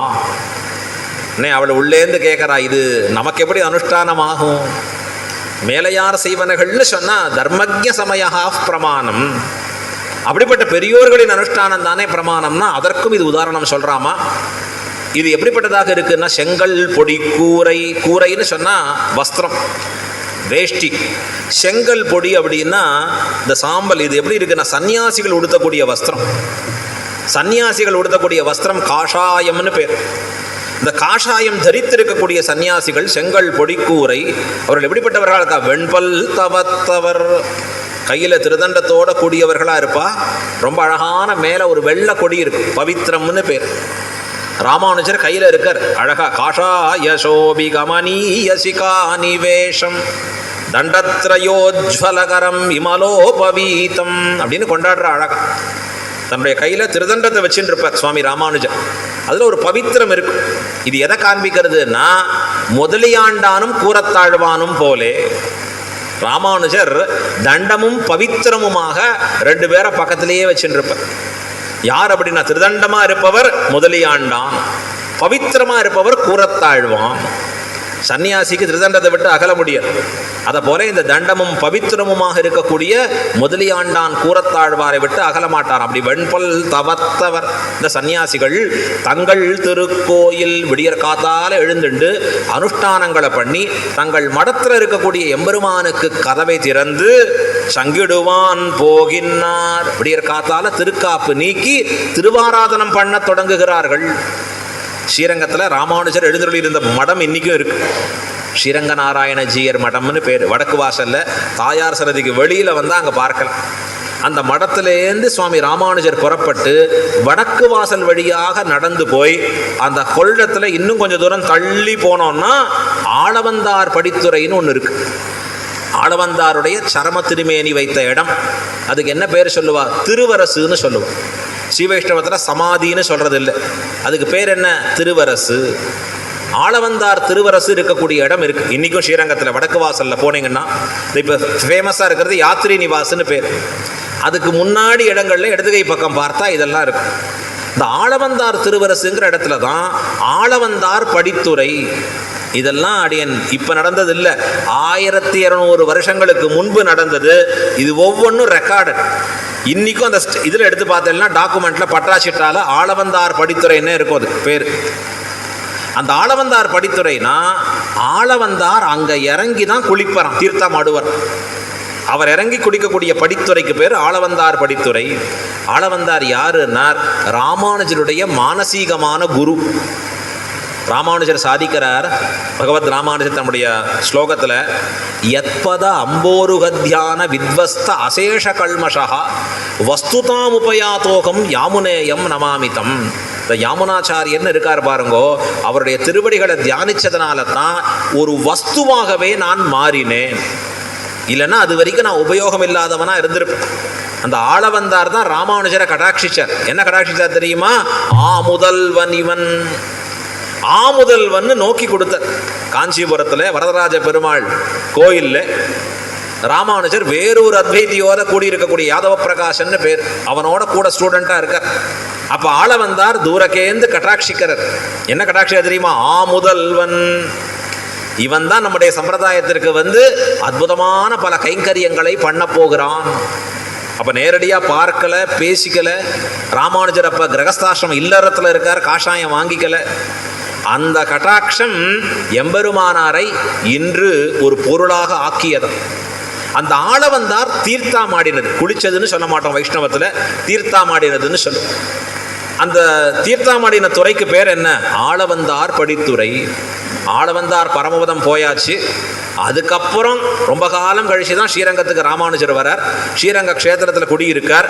ஆனால் ராமானுஜர் குளிக்க போகிறச்சே எங்கே குளிப்பார்னா ஆளவந்தார் படித்துறையை தாண்டி குளிப்பார். ஏன் அப்படி குளிக்கிறாருன்னா, என் ஆச்சாரியன் அங்கதான் குளிச்சார், அவர் இடத்துல பட்டு வர தீர்த்தம் எனக்கு உத்தேசியம். அவர் எப்பயோ குளிச்ச காலம், இப்ப அவர் அப்படி குளிப்பார். இப்ப இவர் குளிக்கிற இடத்துக்கு பேர் என்னன்னா தவராசன் படித்துறை. அதெல்லாம் ஹிஸ்டரியில் ஆனால் நிறைய தொலைச்சிருக்கோன்னு வச்சுக்கோங்க. ஏதோ கொஞ்சம் இருக்கு, வரவர்களுக்கு அதை அறிந்து அதற்கு எவ்வளோ பாதுகாக்கணும், எப்படிலாம் அதை மானுமெண்ட்டாக கொண்டு வரணும் யோசனையே இல்லை. இப்போ அது தவராசன் படித்துறைன்னு பேர். அங்கே தான் ராமானுஜர் தீர்த்தாமாடின துறை, குளித்த துறை. இன்னைக்கு போனால் அங்கே பார்க்கலாம், விடியற் காத்தால எழுந்தருளி இருந்து அங்கே குளிச்சுட்டு அங்கே எதிர்த்தாப்பில் வந்தால் அழகாக ஆச்சாரியர்கள்லாம் குடியிருக்கக்கூடிய ஒரு குடியிருப்பு இருக்கு, சதுர்வேதி மங்கலம்னு பேர். அங்கே ஒரு அற்புதமான சன்னதி, எம்பெருமானுடைய சன்னதி அங்கே இருக்கக்கூடியது, பன்றியாழ்வான் சன்னதின்னு பேர். பன்றியாழ்வான் மேட்டுக்கலகம் ஹிஸ்ட்ரியில் பெரிய நோட் பண்ண வேண்டிய ஒரு விஷயம். ஸ்ரீரங்கத்தில் உலுக்கான் என்பவனுடைய படையெடுப்பில், ஒரு முகமதியனுடைய படையெடுப்பில் ஸ்ரீரங்கத்தில் ரங்கநாதர் 1323ஆம் ஆண்டு, நாம் இப்போ இருக்கிறது 2024, இப்போ 25 வேற வந்துடுது. நாம் சொல்கிறது 1323, கிட்டத்தட்ட ஒரு 700 வருஷங்களுக்கு முன்பு இருக்கக்கூடிய காலத்தில் உலுக்கான் என்பவனுடைய பெரிய படையெடுப்பில் ஸ்ரீரங்கத்தில் நம்பெருமாள் அவரை காப்பாற்றுறதுக்காக 12,000 ஸ்ரீ வைஷ்ணவர்கள் உயிரை கொடுத்தார்கள். 12,000 பேரை தென்னை மரத்தை, அந்த தென்னை இதை வெற்றா மாதிரி தலையை சீவினான். அப்படி அவர்கள் உயிரை கொடுத்து நம்பெருமாளை பிள்ளலோகாச்சாரியர் பாதுகாத்து கொடுத்த அது ஒரு அற்புதமான ஒரு நிலை. அதாவது பிள்ளலோகாச்சாரியருடைய வைபவம் தெரியக்கூடிய விஷயம். அது தவராசன் படித்துறைன்னு பேர். அங்கே குளிச்சுட்டு சுவாமி ராமானுஜர் அங்கே புறப்பட்டு பன்றியாழ்வான், அதான் மேட்டுக்கலகம் நடந்த இடம், அங்கே நடந்து போய் அங்கே இருக்கிற அடியார்கள்லாம் அவரை சேவிச்சு தன் மடத்தில் எழுந்துருடுவார். 5:30 மணி 6 மணிக்கு 5:30க்கு வந்த உடனே தன் மடத்தில் இருக்கக்கூடிய எம்பெருமானுக்கு திருக்காப்பு நீக்கி அவருக்கு திருவாராதனம் பண்ணுவாராம் சுவாமி ராமானுஜர். அவர் யாரை வச்சிருக்கார் அழகா தன் மடத்துலன்னா வரதராஜ பெருமாளை தான் திருவாராதன பெருமாளாக வச்சுருக்க. இன்றைக்கும் ராமானுஜர் சன்னதியில் ஒட்டி இருக்கிற சன்னதி, ராமானுஜர் சன்னதி பக்கத்தில் பார்த்தோம்னா வரதராஜ பெருமாள் தான் எழுந்துள்ளி இருப்பேன். அதான் இங்கே சொல்கிற, தங்கள் திருக்கோயில் சங்கிடுவான் போகின்னார். தங்களுடைய திருக்கோயிலில் சென்று எம்பெருமானுக்கு வேண்டி இருக்கக்கூடிய கைங்கரியங்களை, திருவாராதனங்களை பண்ண தொடங்குகிறார்கள். இது பிரமாணம் தானே, இது தர்மஜ்ய சமயா பிரமாணமாச்சே அப்படின்னு சொல்கிறாளாம் அவள். உடனே அடுத்தது சொல்கிறா, எங்களை முன்னம் எழுப்புவான் வாய்பேசும் நங்காய். நீ என்ன சொன்ன நேத்தி, எங்களை முன்னாடி வந்து எழுப்புறேன், நீங்கள்லாம் கவலையே படாதீங்க, எல்லாம் நான் வந்து உங்களை எழுப்பிடுறேன், விடியற்காலத்தால் நான் வந்துடுறேன், முதல் ஆளாக நான் இருப்பேன் அப்படின்னு சொன்னாயே. ஆனால் இன்னைக்கு செயல்படலையே. வாய்பேசும், எங்களுக்கெல்லாம் கடகராக, எங்களுக்கெல்லாம் தலைவியாக இருந்து கொண்டு நடத்த வேண்டிய நீ அது எப்படி இருக்குன்னார். வாய் பேசும், வெறும் உக்தி மாத்திரமே, வெறும் வாய்ச்சொல்லாக இருந்ததே. வாய் பேச்சுன்னா செயல்பாட்டில் அது வரலையே. செயலில் வந்தால் தானே பிரயோஜனம். வெறும் வார்த்தையாக இருந்தால் அது என்ன பிரயோஜனம்? செயலில் வரும்படியாக இருந்தால் தானே அது பயன். வேதம் என்பது சொல்லாக இருப்பது. வேதம் சப்தம்னு பேர வேதத்துக்கு, சப்த ராசிகள்னு பேர். ஒரு பிரமாணம், பிரபல பிரமாணம் வேதம் என்பது. பிரத்யக்ஷம், அனுமானம், இதை கடந்து மூன்றாவதாக வேதத்தை சப்தம் என்று கொண்டாடுகிறோம். நம்ம 5 புலன்களால் அறிவை பெறுகிறோம். பிரத்யக்ஷம், அனுமானம்ங்கிறது எதுலேயோ இருக்கிற அறிவு, ஏதோ தெரிஞ்சதை கொண்டு பெறக்கூடியது, அதாவது யூகித்து பெறக்கூடியது பிரத்யக்ஷத்தை கொண்டு. சப்தம் என்பது வேதம். வேதமே பிரபல பிரமாணம். சாஸ்திரம் சொல்லியிருக்கு, வேதம் தான் பிரபல பிரமாணம். அந்த வேதம் சொற்களாக சொன்னதை பகவான் ராமனாக பிறந்து நடத்தி காண்பித்தான். சத்தியம் வத, சத்தியத்தை பேசினான் பெருமாள். தர்மம் சர, தர்மத்தின்படி வாழ்ந்தான் சக்கரவர்த்தி திருமகனான ராமபிரான். மாத்ருதேவோபவ, அம்மாவை அதை தன்னுடைய தெய்வமாக கருதி நின்றான் சக்கரவர்த்தி திருமகன். இப்போ இதெல்லாம் அனுஷ்டான பரியந்த வரணும். இப்போ கேட்குறா, வாய் பேசும், நீ வெறும் வாயில தான் பேசுவியா, செயல்பட மாட்டியா? அடியார்கள்லாம் எப்படி இருக்கணும்? மனசு, வாக்கு, செயல் மூன்றும் ஒன்றுமையாக இருக்கணும், ஒன்றி இருக்கணும். மனசில் நினைக்கிறத தான் வாக்கில் பேசணும், வாக்கில் சொல்கிறது தான் செயல்படுத்தியாக வேணும். இந்த 3 இருக்கக்கூடிய வேறுபாடு இருக்கக்கூடாது. இருந்தால் அது எம்பெருமானுக்கு ஏற்கும்படியான செயலாக ஆகாது. இப்போ முதல்ல நமக்கு அடியார் ஆவதற்கே தனி ட்ரைனிங் எடுத்துக்கணும். எப்படியெல்லாம் இருக்கணும், எப்படியெல்லாம் இருக்கக்கூடாது, டூஸ் அண்ட் டோன்ட்ஸ். ரொம்ப ஈஸியாக என்ன இருக்குது, திருமன்காப்பு சாத்தியாச்சு, பாசுரங்கள் சொல்லியாச்சுன்னா அடியார் ஆயாச்சு. அப்படி இல்லை, ஆச்சாரியர்களாலே சிக்ஷிக்கப்பட வேணும். அழகா சொல்றார் கணினும் சிறுத்தாம்பல, செயல் நன்றாக திருத்தி பணிகொள்வான். செயல் நன்றாக திருத்தி பணிகொள்வான். ஆச்சாரியன் இப்படி கண்டிச்சு திருத்தணுமா, இப்படி பண்ணு இப்படி பண்ணாதன்னு சொல்லி திருத்தணும். கிடாம்பி ஆச்சான்னு ஒரு சுவாமி, அழகா ரொம்ப அற்புதமான கைங்கரியம் சுவாமி ராமானுஜருடைய மடத்தில். எல்லாருக்கும் ததியாராதனை. ராமானுஜர் வந்து பார்ப்பார் ததியாராதனை சரியா நடக்கிறதா. அந்த காலத்தில் எப்படின்னா சாப்பிட்றச்சே தீர்த்தம் வச்சுக்கூடாது, இது சாஸ்திரம். இன்னைக்கு எல்லாமே போச்சு. சாப்பிட்றதுக்கு முன்னாடி ஒரு டம்ளர் குடிக்கிறான், கிடுக்கிடு ஒன்றுமே ஜீரணமாகாது. சாப்பிட்றச்சே தீர்த்தமே குடிக்கூடாது. சாப்பிட்டு உணவருந்திய பிறகு 1 மணி நேரம் கழிச்சு எடுத்துக்கணும். அதனால தான் பக்கத்தில் வச்சுக்க மாட்டா, டம்ளரில் ஜலம்ங்கிறது கிடையாது. அப்போ தீர்த்தம் சில பேருக்கு தாகம் எடுத்ததுன்னா தண்ணீர் வேணும்னா இப்போ ஒரு குடுவையில் வச்சுருப்பா, அதில் ஒரு அழகான ஒரு வரக்கூடியது துவாரம் இருக்கும், அதன் வழியாக அந்த நீரை கொடுப்பான். யாருக்காவது சில பேருக்கு தாகம் அதிகமாக எடுத்ததுன்னா யாராவது ஒரு சுவாமிகள் வந்து அப்படி நீரை சேர்ப்பா, இவன் வாயை திறக்கணும், அப்படி சேர்க்கணும். அந்த ததியாரா நடக்கிறதுல இந்த கிடாம்பி ஆச்சான் ஒரு சமயம் அந்த நீரை சேர்த்து கொண்டு இருக்கிறார். அப்படி சேர்த்துட்டு இருக்கிறச்சே ராமானுஜர் அங்கேருந்து பார்க்கிறார், நீரை இவருக்கு சேர்க்கிறார், வேற எங்கேயோ பார்த்து சேர்த்துட்டு இருக்கார். அவர் பெருமானார் வேக வேகமாக வந்து அவரை கடிந்து கொண்டார். சில பேர் சொன்னார் ஒரு போடே போட்டார் அவரை. அப்படி போடலாமா, ஒரு போடு முதுகில் என்னன்னா வைக்கலாம், எல்லா உரிமையும் இருக்கு ஆச்சாரியனுக்கு சொல்லி அவரை சொன்னார், எங்க பார்த்துட்டு பண்றீர், இங்க பார்த்துட்டு பண்ணோம், இங்க பாரும், அவரை பார்த்துட்டு பண்ணோம் அப்படின்னு திருத்தி பணிகொள்வார். நாமளா இருந்தா பட்டுன்னு கீழே வச்சிருவோம், சுவாமி ஏதோ கைங்கரியத்துக்கு வந்த புறப்படுறேன். அங்க சொல்றார் அந்த சுவாமி கிடாம்பி ஆச்சான், அவரும் கீழே வச்சார், பட்டுன்னு வைக்கல, மெதுவா வச்சார். ராமானுஜர் காலில் விழுந்தார் அழகா பூர்த்தியா. பணிமானம் பிழையாமே அடியேனை படிகொண்டீரே. நான் கைங்கரியம் பண்றேன்னு தப்பு பண்ணியிருப்பேன், எங்கேயோ நரகத்துக்கு போயிருப்பேன், தேவரீர் என்னை செயல் நன்றாக திருத்தி பணிகொண்டீரே, என்ன பாக்கியம். அப்படி கொண்டாடினார். அடியார்னா ஆச்சாரியர்களாலே திருத்தப்பட வேண்டும். நீ இப்படி பண்ணு, இப்படி பண்ணக்கூடாது. ஆச்சாரியர் ஐயோ எப்படி சொல்றது, நான் எப்படி சொல்றது, இவாள்கிட்ட பயந்தாருன்னா போச்சு, அவர் ஆச்சாரியனும் இல்லை, இவன் சிஷ்யனும் இல்லை, இவன் உருப்படுறதுக்கு வாய்ப்பே இல்லை. அவருக்கு அந்த பயம் இருக்கக்கூடாது, திருத்தி பணி கொள்ளணும். இப்போ இங்கே சொல்றார், வாய் பேசும், நன்னா வாயில பேசுற, செயல்பாடு வரைச்சே ஒண்ணுமே காணுமே. நங்காய், நங்காய்னா என்ன அர்த்தம், பூர்த்தி உடையவள், நல்ல பூர்த்தி உடையவள். இங்க திருக்குறுங்குடியில் திவ்யதேசத்துக்கு எம்பெருமானுக்கு என்ன பேரு, திருக்குறுங்குடி நம்பி, நம்பின்னு பேர். நம்பின்னா என்ன அர்த்தம், பூர்ணன் அர்த்தம். பூர்த்தி உடையவனுக்கு பூர்ணன். வேதம் எம்பெருமானை பார்த்து சொல், இதம் பூர்ணமத பூர்ணம் பூர்ணாத் பூர்ணமுதட்சதேன்னு வேதம் எம்பெருமானை பார்த்து சொல்றது பூர்ணன் பூர்ணன் பூர்ணன். எல்லா இடங்களையும் எம்பெருமான் பூர்ணன். வைகுண்டத்தில் இருந்தாலும் பூர்ணன், திருப்பார்கள் வந்தாலும் பூர்ணன், கோயில்களில் குடியிருந்தாலும் பூர்ணன், நம்ம வீட்டில் சின்ன ஒரு செல்ஃபில் இருக்கான் பாருங்க, செல்ஃபில் அவனும் பூர்ணன். எங்கும் இருக்கக்கூடிய எம்பெருமான் பூர்ணனாக இருக்கிறான். இப்போ அவனுக்கு பூர்ணன் சொல்றது கரெக்டு. இவனை பார்த்து சொல்றா, இவளை பார்த்து என்ன சொல்ற, நங்காய். இது எப்படி இருக்குன்னார், கண்ணாயிரம்னு ஒருத்தனுக்கு பேரு. என்னடா பிறந்ததுலேருந்து கண்ணே தெரியல, அப்ப விபரீத லட்சணம். அத போல நங்காய், உனக்கு போய் பூர்த்தி உடையவள்னு சொல்றோம் பாரு. எப்ப பூர்த்தி வரும், சொன்னதின்படி செய்தால் தானே பூர்த்தி, சொல்லும் செயலும் ஒத்திருந்தால் தானே பூர்த்தி. வாய் பேசும் நங்காய். அடுத்தது சொல்றா நாணாதாய், சொன்னதின்படி செயலங்கிற வெட்கமாவது வரணும் இல்லையோ. சில பேருக்கு கொஞ்சம் வெட்கம் முதல்ல வரும், ஐயோ கொஞ்சம் கூச்சமாக இருக்குது, தயக்கமாக இருக்குது, ஏன்னா வரலை, அது என்ன சொல்லுவாரோ, இந்த தயக்கம் முதல்ல, இந்த வெட்கம் முதல்ல வந்தாலே அப்பயே திரிச்சிட்டோன்னா பெஸ்ட்டு. இந்த வெட்கம் வந்து வந்து வந்து பழகி அவன் என்ன பார்த்து சொன்னா என்னடா, நான் பண்ணுறதை பண்ணிட்டு இருப்பேன், போச்சு. அது வெட்கப்படுறச்சையே பிடிச்சிடணும் அழகா. இப்போ இவ்வளோ பார்த்து சொல்கிறா நானா அதாய், கொஞ்சம் கூட சொன்னதின்படி பண்ணலையேன்னு வெட்கமும் இல்லையே, நான் இல்லையே அவனிடத்துல. வெட்க வேண்டாமோ, நீ வெட்கப்பட வேண்டாமோ, வாக்கு கொடுத்த நேத்தி இன்னைக்கு செயல்படலையே அப்படின்னு கேட்கிறான். நானா அதாய். என்ன உள்ள இருக்கிறவள் சொல்றா, நான் தான் அப்படி செய்யறவள் இல்லையோ இல்லையோ, பிறகு எதுக்கு என்கிட்ட வந்திருக்கள், ஏன் என்கிட்ட வந்தேள்னா. உடனே அவள் சொல்றா அழகா, நாவுடையாய், உன்னுடைய நாவியர் இருக்கு, இந்த நாக்கின் வன்மை இருக்கு, உன்னை விட்டு பிரிய முடியுமா எங்களால?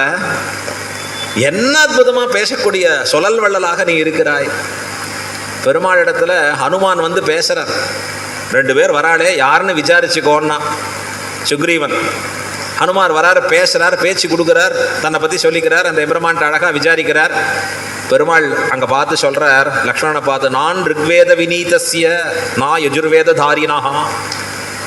அடே லக்ஷ்மணா, ரிக்வேதம் பூர்த்தியா அத்தியனம் பண்ணவன் கூட இப்படி பேச முடியாதுரா. யஜுர்வேதம் அத்தியனம் பண்ணவன் கூட இவ்வளவு அழகான வார்த்தை சொல்ல முடியாதுரா. நவ வியாக்கரண பண்டிதனும் கூட இவ்வளவு அழகான மொழிகளை பேச முடியாதுரா. அப்படி பேசுறாரா இந்த ஹனுமார். யார் பாராட்டினா? பகவான் பாராட்டுறா. நேரா ஹனுமாரின் பெருமையை கொண்டாடுற. வினயத்தோடு கூடியவராக சொல்ல வேண்டியதை எப்படி சொல்லணுமோ, எதை சொல்லணுமோ, எதை சொல்லக்கூடாதோ அதை தவிர்ந்து நான் வன்மை. அவருக்கு என்ன பேருனார்? வாக்மி ஸ்ரீமான். தமிழ் படுத்தினா சொல்லின் செல்வர். வள்ளுவர் குரல்ல சொன்னார், 3 வேணும்: சொலல் வல்லன், சோர்விலன், அஞ்சான். அவனை இகழ்வெல்லல் யாருக்கும் அரிது. ஹனுமாருக்கு இது 3ம் இருக்கு. சொலல் வல்லன், நன்றாக அற்புதமான சொற்களை உபயோகிக்கக்கூடியதிலே வல்லமை பெற்றவர். சோர்விலன், சோர்வே கிடையாது. அஞ்சான், எதற்கும் பயப்படாதவர். ராவணன் சபையில போய் உட்கார்ந்தாரு, ராவணா உனக்கு சமமா தான் நான் அமருவேன் அரங்கு.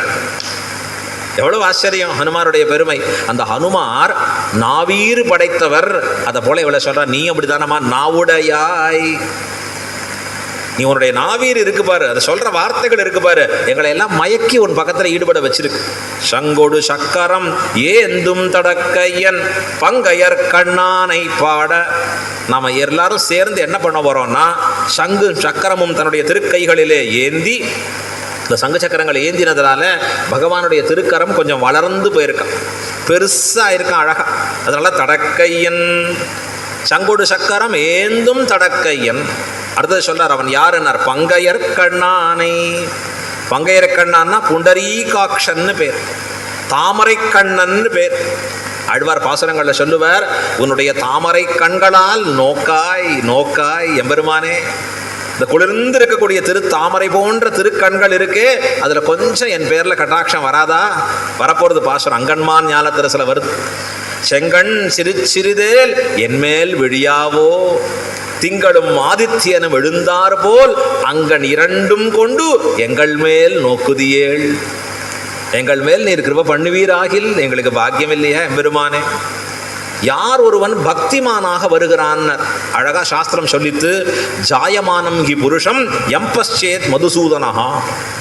அவனுக்கு தான் என்ன பேர்? கர்ப்பஸ்ரீமான்னு பேர். எவன் ஒருவனை எம்பெருமான் கர்ப்பகாலத்திலேயே குளிர நோக்குகிறானோ அவன் மிக உயர்ந்த பக்தி உடையவனாக ஆகி நிற்கிறான். பிரகல்லாத ஆழ்வார்லாம் கர்ப்பஸ்ரீமான். தாய் வயிற்றிலே இருக்கும் பொழுதே அவ்வளோ பக்தியிலே திளைத்தவனவன். அது போல எம்பெருமானுக்கு என்ன சொல்றாரு இங்க அழகா? பங்கையர் கண்ணானை. பங்கயம்னா தாமரை, அந்த தாமரை போன்ற கண்களை உடையவனை. இந்த தாமரை கண்கள் இருக்கு பாருங்கோ, அது வரைக்கும் எது வரைக்கும் இருக்குன்னா, எப்படி ஒரு தாய் தன்னுடைய கண்களை தன் குழந்தைகளை வரைக்கும் விரிவடைய செய்து பார்த்திருப்படோ, அதை போல சங்க சக்கரமாகிற குழந்தைகள் வரைக்கும் விரிவடைந்து இருக்கான் எம்பெருமானுடைய திருக்கண்கள். அது எப்படி இருக்கு அவனுடைய கண்கள்னா, அனைத்துலகமுடைய அரவிந்த லோச்சனன்.